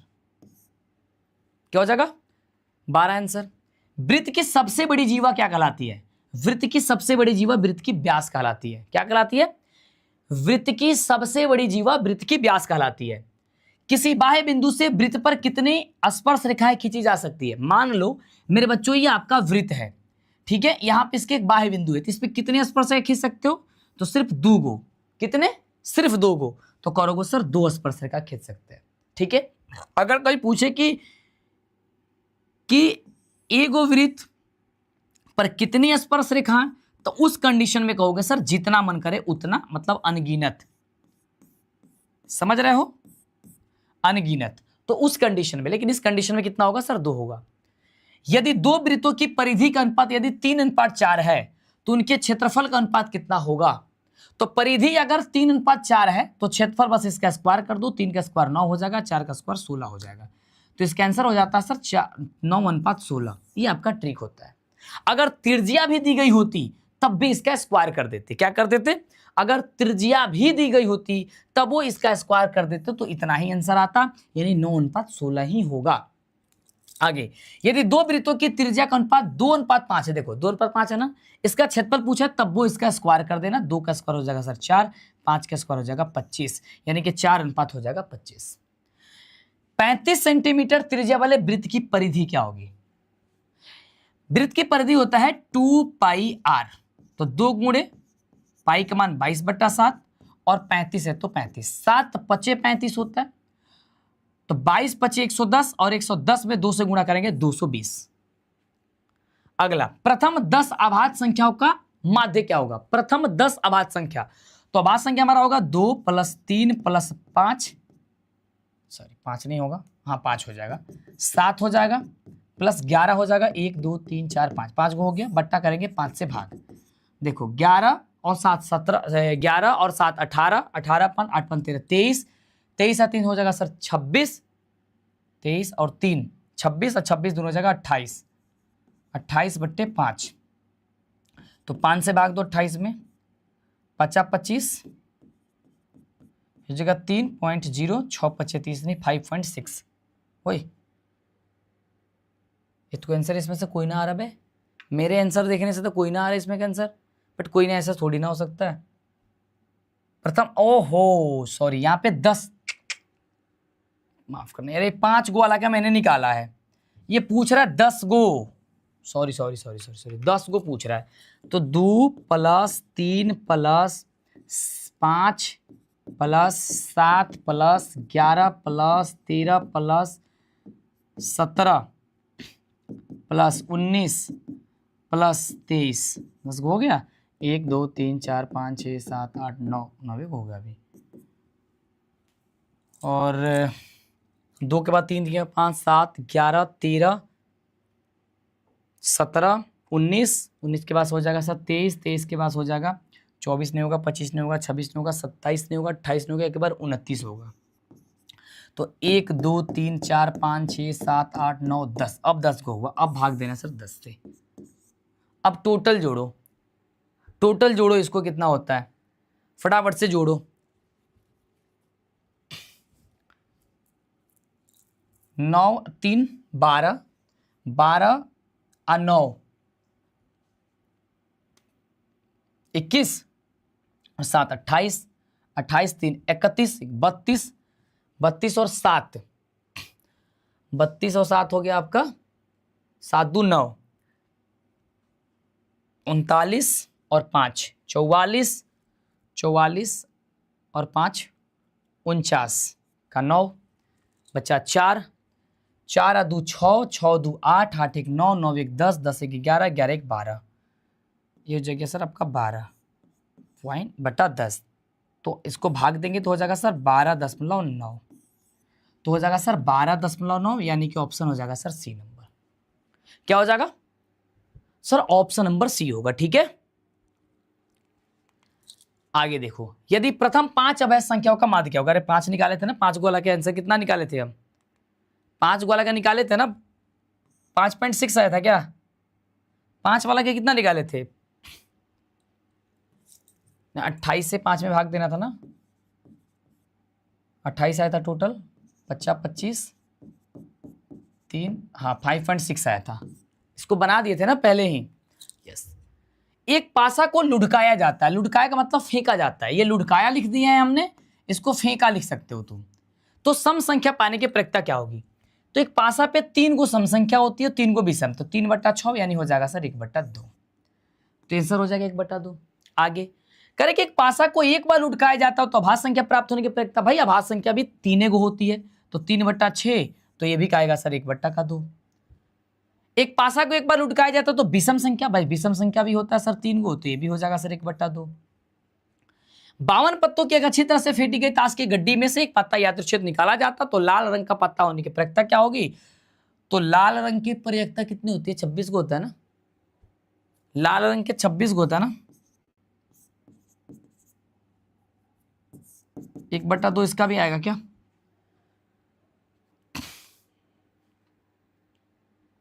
बताओ, हो गया 90 क्वेश्चन समाप्त।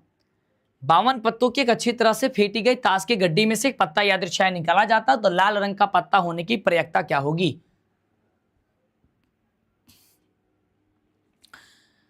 लाल होने की प्रयक्ता कितनी होगी जल्दी बताएंगे फटाफट से। 26 होता है, 26/52 1/2 ही आएगा। ठीक है, ये आपका ऑब्जेक्टिव रहा। मैंने आपको कितने बताया भाई? 90 बताया। आपको 70 पूछा जाएगा, 40 बनानी है, यही करना है ना पेपर में। जाओ भाई, तुम सब करके चले आओगे। ठीक है, क्या करके चले आओगे? अब सबका सब करके चले आओगे। ठीक है, अब सब्जेक्टिव पढ़ने का मन ना करेगा तुम लोगों का, यही तो तुम लोगों का सबसे बड़ी गलती है। भागना स्टार्ट करोगे तुम लोग। चलो, सब्जेक्टिव क्वेश्चन आपका है कि लघु उत्तरीय प्रश्न बताइए। यूक्लिड विभाजन एल्गोरिथम से 867 और 255 का मसा ज्ञात करिए। कौन कौन ज्ञात कर लेगा? आपके पेपर में आएगा तो बना लोगे। लिखो, चूंकि यहां पे क्या दिया हुआ है 867 और ऐसे लिखना दिया है कि 867 बड़ा है 255 से, तो मतलब यहां पे ए बराबर हो जाएगा सर 867 और बी बराबर हो जाएगा सर 255। यूक्लिड विभाजन एल्गोरिथम से क्या करेंगे? यूक्लिड विभाजन एल्गोरिथम, यूक्लिड विभाजन एल्गोरिथम से होता है हम लोग का ए बराबर बी क्यू प्लस का आर, जहां ये कंडीशन अप्लाई होता है। ए की वैल्यू है सर 867, बी की वैल्यू मर जाए 255 और यहां क्यू और आर निकालेंगे। यहां से 255 में भाग देंगे 867 से, 3 बार में चल जाएगा। 255 में 3 से अगर गुणा करें तो 5 3 15 के 5 हाथ में लगा 1, 5 3 15 1 16, 3 दूनी 6 1 7, 765 आता है ना। 765 घटाएंगे 2 आएगा, ये आपका 0 आएगा, ये आपका 1 आएगा, 102 आएगा। 255 कितने बार में जाएगा सर? 2 बार में जाएगा। 200 हो जाएगा सर 4, 1 आएगा, 5 आएगा, 51। 102 आएगा, 2 बार में जाएगा, 102 खत्म हो गया 0। तो क्या करेंगे यहाँ पे गुणे, कितना बार में गया सर? 3 बार में। ठीक है, और ये शेषफल कितना है सर? 102 आया है। चूंकि हम लिखेंगे सर आर बराबर नहीं है हम लोग का 0, यहाँ पे लिखेंगे चरण नंबर 1। क्या लिखेंगे? चरण नंबर हम लोग का 1। जब आर बराबर 0 नहीं होता है तो चरण नंबर 2 लिखते हैं, मतलब हर एक स्टेप। तो इसमें ए का वैल्यू हो जाएगा सर 255, लिखेंगे 255 बराबर, बी की वैल्यू हो जाएगा सर 102। इस कंडीशन में की वैल्यू कितनी आई थी? कहेगा सर 2 आया था, हम यहाँ पे 2 लिखेंगे, प्लस आर की वैल्यू कितनी आई थी इस समय में सर? 51 लिखेंगे सर 51, चूंकि अभी भी इस कंडीशन में भी आर बराबर 0 नहीं आया था। ठीक है, तो पुनः हम लिखेंगे फिर चरण नंबर अगला, चरण नंबर 3। अब इसमें हम लोग ए का वैल्यू हो जाएगा सर 102 बराबर, और ये हो जाएगा सर 51 गुणे 2 प्लस 0 आ जाएगा। 51 हमारा बी के वैल्यू, यहाँ पे 2 आया था, उसके बदले में 0 आ गया था, चूंकि आर बराबर हो गया हम लोग का कितना सर 0। तो इसलिए HCF 867, 255 बराबर हो गया सर 51 आंसर। ये आपका आंसर हो जाएगा, तो ये बना लेना। ठीक है, बन जाएगा।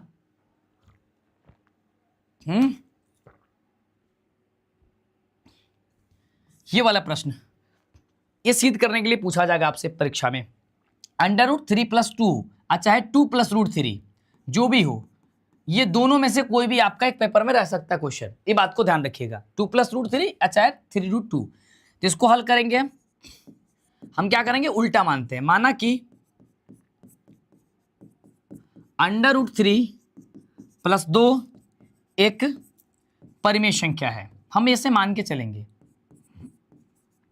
परिमेय संख्या है। जब मेरे बच्चों इसके मान के चलेंगे परिमेय संख्या है, तो हम लोग का परिमेय संख्या की परिभाषा से चलेंगे, लिखेंगे परिमेय संख्या की परिभाषा हम लोग का इसमें अप्लाई होनी चाहिए। परिमेय संख्या की परिभाषा से, परिमेय संख्या के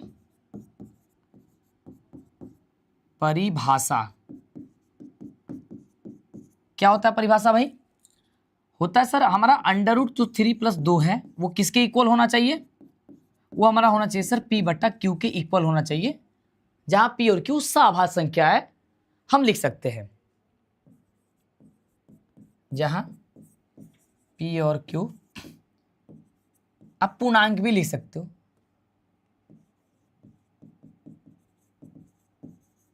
तथा Q बराबर नहीं है 0। ये सब कुछ हमने आपको पढ़ा रखा है यार प्रश्नावली में।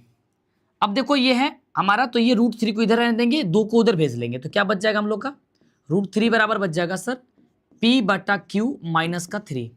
अब देखो ये 2, अब देख रहे हैं कि सर ये बायां पक्ष दायां पक्ष में, या पे दायां पक्ष में आपका √3 है, ये रूट में आ रहा है, लेकिन ये रूट में नहीं है, मतलब हमारा दायां पक्ष, चूंकि लिखेंगे दायां पक्ष में √3 है, जो एक अपरिमेय संख्या है। कौन सी संख्या है? अपरिमेय संख्या है, तथा बायां पक्ष में क्या है? P/Q - 2 है, जो परिमेय संख्या है। परिमेय संख्या है भाई, हम जल्दी जल्दी लिख रहे हैं यार, तुम लोग इसे सही कर लेना, मैं वर्ड बोल रहा हूं तो पूरी गर्मी से भीग गए हैं, अंदर का पूरा गंजी उंगी सब भीग गया है, ठीक है? परिमेय संख्या है, अतः इसलिए यह कथन क्या कर रहा है भाई? विरोध उत्पन्न कर रहा है, विरोध उत्पन्न कर रहा है, विरोध उत्पन्न कर रहा है, इसलिए √3 + 2 एक अपरिमेय संख्या है, अपरिमेय संख्या है, इसको लिख देना भाई, मैंने वो साबित किया या प्रूफ डेट, भाई लिख लेना यार, सूद करके लिख लेना, सही करके, ठीक है? सारे चैप्टर से क्वेश्चन पूछेगा भाई, जो मैंने पढ़ाया है सारे चैप्टर से क्वेश्चन पूछेगा, लेकिन सबका बेसिक क्वेश्चन पूछेगा, जैसे मैं बता रहा हूं ये सब क्वेश्चन रहेगा, ये बात ध्यान रखना।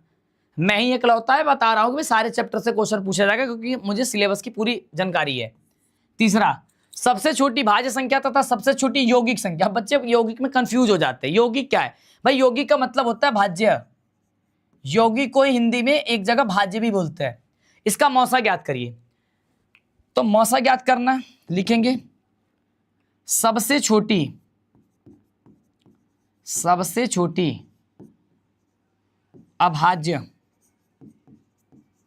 अभाज्य संख्या बराबर हमारा होगा 2, और सबसे छोटी भाज्य संख्या बराबर होती है 4। इसलिए HCF बराबर 2,4 का बराबर क्या होगा? तो भाई 2 का अगर गुणखंड से ही बनाओगे तो 1 × 2 होगा, और 4 का करोगे सर 1 × 2 × सर 2 होगा। मुझे पूछा है सर HCF, तो इसलिए HCF होता है जो दोनों में मैच करे, इसमें भी तो 2 ही मैच कर रहा है, इसलिए आंसर हो जाएगा सर 2। समझ गए मेरी बात? यस। आगे देखो, 840 के इसके अभाज्य गुणखंडों में गुणनफल के रूप में व्यक्त कर दीजिए। मतलब 840 को गुणनफल के रूप में व्यक्त करना है, तो इसे 840 को क्या कर दो सर? गुणखंड कर दो। 840 उसमें ऑब्जेक्टिव में लिख दिया था क्या भाई? 420,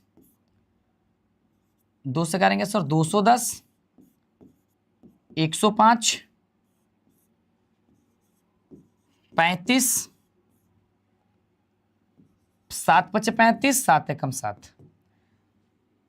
840 बराबर आप लिख सकते हो सर 2 × 2 × 2 × को 2 आया है सर 3 बार, और एक बार 3, और एक बार 5, और एक बार 7। मतलब हम इसे लिख सकते हैं ऐसे, 2 के घात 3 × 3 × 5 × 7। ये होगा तुम्हारा आंसर। ये सब 2-2 नंबर वाला है। देखो इस पे कह रहा है कि x बराबर इतना है, 54 पर आवर्त यानी कि बार है, तो इसे भिन्न के रूप में बदल दीजिए। 54 पे आवर्त है मतलब बार है, यानी कि हमें क्या दिया हुआ है? लिखेंगे कि दिया है कि x बराबर 0.254 पे बार है, ठीक है? तो हमें कह रहा है कि इसको बदलना है किस रूप में। तो एक तरीका बताए थे आपको कि आप शॉर्ट फॉर्म में बना सकते हो, एक लॉन्ग टर्म ही बताए थे। तो इसमें तो लॉन्ग टर्म वाला बनाना, हमने बताया था कि भाई सबसे पहले जो भी अंक है ना उसको लिख लेना टोटल, और जितने पे बार होगा, ठीक है, उसको छोड़ के बाकी जितने पे नहीं होगा उसको उतना घटा लेना, और जितने पे बार होगा उतना 9 और बाकी नहीं होगा तो 0। तो दो का संख्या पे बार है तो 2 गुना 9 0, तो इसका आंसर हो जाएगा सर 252/900। अब इसको कटाना होगा तो कटा लेना, इसका आंसर आ जाएगा। अब इसको लॉन्ग प्रोसेस बनाने के लिए क्या करेंगे, सबसे पहले दोनों तरफ यहाँ पे 10 से मल्टीप्लाई करेंगे या फिर 1000 से मल्टीप्लाई के 3 गुना, तो सबसे पहले दशमलव को खत्म करेंगे, मतलब ये पॉइंट को, ये 2 को तो सबसे पहले इधर भेजेंगे, फिर 54 बच जाएगा, फिर 54 को हम लोग 100 से मल्टीप्लाई करेंगे तो हम लोग का 254 बार में आ जाएगा। फिर आगे वाला जो संख्या उसमें समीकरण दूसरे में से समीकरण पहले में से समीकरण दूसरे को घटाएंगे तो ये बन जाएगा। तो ये वाली प्रश्न को यार तुम लोग बना लोगे कि बना दें, बताओ। अगर ये वाली प्रश्न को बना लोगे तो अच्छी बात है, नहीं तो कहोगे तो बना देंगे, ठीक है। लेकिन ये प्रश्न को बना लेना, इस टाइप के प्रश्न को। अगला, यदि अल्फा और तथा बीटा इतना के शून्यक हो तो alpha plus beta plus alpha beta बता दो। तो सबसे पहले हम करते हैं हल, ठीक है। वो बना लेना यार, कहोगे तो बना देंगे। हल करते हैं तो हमें सबसे पहले लिखेंगे सर दिया है कि क्या दिया हुआ है, 2x² प्लस का दिया हुआ है सर 7x प्लस का 5। तो हमें सबसे पहले यहां पे निकालना है सर a b c का मान। a का मान हो जाएगा सर 2, b का मान लिख लेना 7 और c का मान हो जाएगा सर 5। तो अल्फा प्लस बीटा निकालो, तो अल्फा प्लस बीटा बराबर होता है सर माइनस का b बट्टा a, यानी कि हो जाएगा सर माइनस का 7 बट्टा का कितना हो जाएगा, a के वैल्यू 2। अल्फा इंटू बीटा का वैल्यू कितना हो जाएगा, c बट्टा a, तो 5 बट्टा हो जाएगा सर 2, ठीक है। चलो, तो हमें इसलिए आंसर पूछा है अल्फा प्लस बीटा प्लस ए अल्फा बीटा। तो हमें अल्फा प्लस बीटा के वैल्यू दिया है माइनस का 7 बट्टा का 2 प्लस अल्फा बीटा का वैल्यू दिया है 5 बट्टा का 2। दोनों को एलसीएम करेंगे, इनका जोड़ बनाएंगे तो हो जाएगा सर माइनस का 7 प्लस का 5, यानी कि 5 2 7, तो माइनस का 2 बट्टा का 2 कट के आएगा सर माइनस का 1। कितना आ रहा है, कितना आ रहा है, कहोगे सर माइनस का 1, और माइनस का 1 आपका इसका आंसर होगा, आप आंसर ला लेना। अगला, एक बहुपद को ज्ञात कीजिए जिसके शून्यक हमें दिया गया है। हम सबसे पहले क्या करेंगे, इसको शून्यक दिया हुआ है तो हम लिखेंगे कि दिया है कि अल्फा बराबर 3 और बीटा बराबर माइनस का 2, ठीक है। अल्फा बराबर 3 और बीटा बराबर हम लोग का क्या हो जाएगा सर 2 दिया हुआ है, डन है। तो इसलिए द्विघात बहुपद, तो बच्चों द्विघात बहुपद द्वारा फॉर्मूला होता है x² minus alpha plus beta into x plus होता है अल्फा बीटा। तो यहाँ हो जाएगा sir x² minus alpha plus beta, यानी कि 3 प्लस का हो जाएगा, 3 प्लस का -2 है तो प्लस माइनस का माइनस लगा लो, माइनस का 2 इंटू एक्स कर लो, अब प्लस अल्फा बीटा यानी कि 3 गुणे माइनस का 2 कर लो, तो हो जाएगा सर x²। और तुम्हें यहाँ पे अगर इसको करना हो तो गड़बड़ मत करना, ये प्लस माइनस माइनस ही होता है, मैंने डायरेक्टली लिखा है। ये माइनस, ये 3 में से 2 घट जाएगा तो 1 बचेगा, 1 में x से गुणा करके सिर्फ x बचेगा, और 3 दूनी हो जाएगा सर 6, यानी कि ये हो जाएगा x² माइनस x माइनस का 6 होगा। करेगा द्विघात समीकरण इतना का विवेचक ज्ञात करिए तथा मूलों की प्रकृति बताइए। विवेचक बताना है यहाँ पे। अब देखो क्या कह रहा है भाई, शॉर्ट क्वेश्चन बना के रहने देंगे, बहुत गर्मी हो रहा है, क्वेश्चन दिखा देंगे, बना लेना तुम लोग। द्विघात समीकरण क्या दिए हुए, लिखेंगे कि दिया है कि, ठीक है, 9x² प्लस का 7x प्लस माइनस का 2 बराबर का 0। तो हमें यहां पे सबसे पहले a की वैल्यू हो जाएगा सर 9, b की वैल्यू हो जाएगा सर 7, c की वैल्यू हो जाएगा माइनस का 2। सही बात है, गुड। हमें क्या करना है, विवेचक बताना है, तो इसलिए लिखेंगे विवेचक d बराबर b² माइनस का 4ac।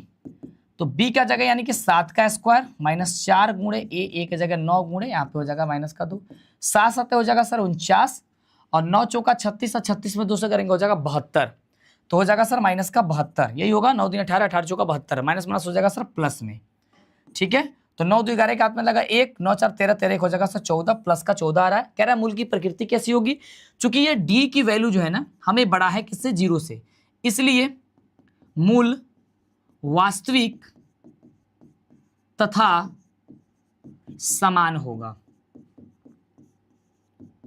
समझ रहे हो, सॉरी समान बोले, असमान होगा। 0 आता है तब हम समान लिखते हैं, समान होगा। ठीक है,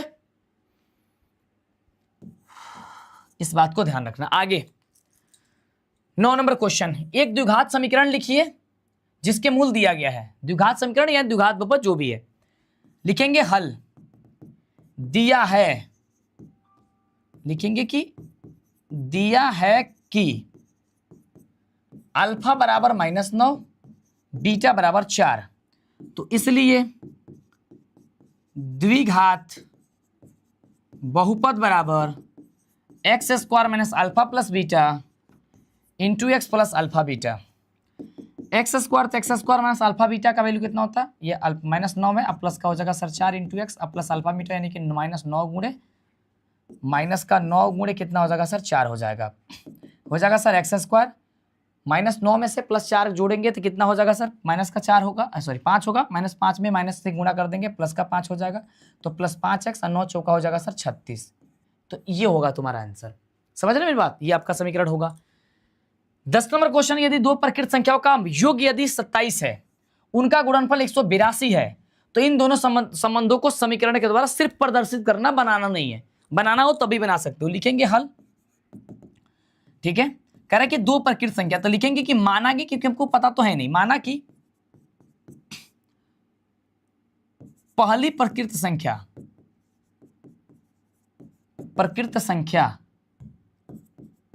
बराबर x तथा दूसरी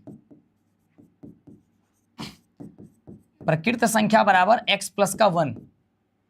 यदि दो प्रकृत संख्या, तो दो प्रकृत संख्या x है तो x प्लस 1 होगा। सही बात है, दो लगातार में भी करोगे तो ऐसा ही होता है। ठीक बात है, करेक्ट, इसका योग 27 है। प्रश्न से योग 27 है तथा गुणनफल 182 है। योग यानी x इंटू एक्स प्लस का 1 बराबर हमें 27 दी गई है, तो यानी कि 2x प्लस का 1 बराबर हमें दे दी गई कितना, 27। तो 2x बराबर हो जाएगा सर 27 माइनस का 1, 2x बराबर हमें दे दिया। भाई x की वैल्यू कैसे निकल गया यार, यहाँ पे गड़बड़ हो रहा है। यदि दो प्रकृत संख्या का योग यदि 27 है, तो कह रहा है कि उसका गुणनफल यदि 182 है, तो यदि x, अच्छा लगातार नहीं कह रहा तो हम x और y मानेंगे ना इसको। सॉरी, जब ये लगातार नहीं कह रहा है तो हम दो प्रकृत संख्या, एक प्रकृत संख्या x मानते हैं, एक y मानते हैं, तो इनका योग यानी x प्लस का y बराबर मुझे 27 है और इसका गुणनफल x y का हमें 182 है। ठीक है, तो ये हमारा इस रूप का दिया हुआ है, तो हम इस रूप का लिख सकते हैं। ठीक है, डन है। ये आपके दीर्घ उत्तरीय प्रश्न है कुछ, जिसे आपको ग्राफीय विधि से सॉल्व करने को प्रश्न आपके आएगा, तो आप ग्राफीय विधि से प्रश्न को सॉल्व कर दीजिएगा। ठीक है, बाकी आज अब हमसे मत बनवाओ। ठीक है, पंखा उनका कुछ ना चल रहा है, बोर्ड इतनी ज़्यादा हीट हुआ है ना, क्या ही बताए। ठीक है, ये लग रहा है जल रहा है, ऐसे ऐसे हीट हुआ है, पूरा हीट हो गया है। ठीक है, एक क्वेश्चन एक और है, जिसे भी ग्राफीय विधि से आपको हल करना है। दो ग्राफीय विधि से बताए हैं, एक वो आप जरूर बना लोगे, एक क्वेश्चन इसमें से जरूर आएगा, आप उसे जरूर कर लीजिएगा। ठीक है, डन है। तो अभी के लिए यार दीजिए मुझे इजाजत जाने के लिए। अपने अपने साथियों में शेयर जरूर करिएगा, लाइक और चैनल को सब्सक्राइब नहीं किया तो जल्दी से फटाफट से जरूर कर लीजिएगा। ठीक है, मिलते हैं अगले वाली क्लास में आपके साथ।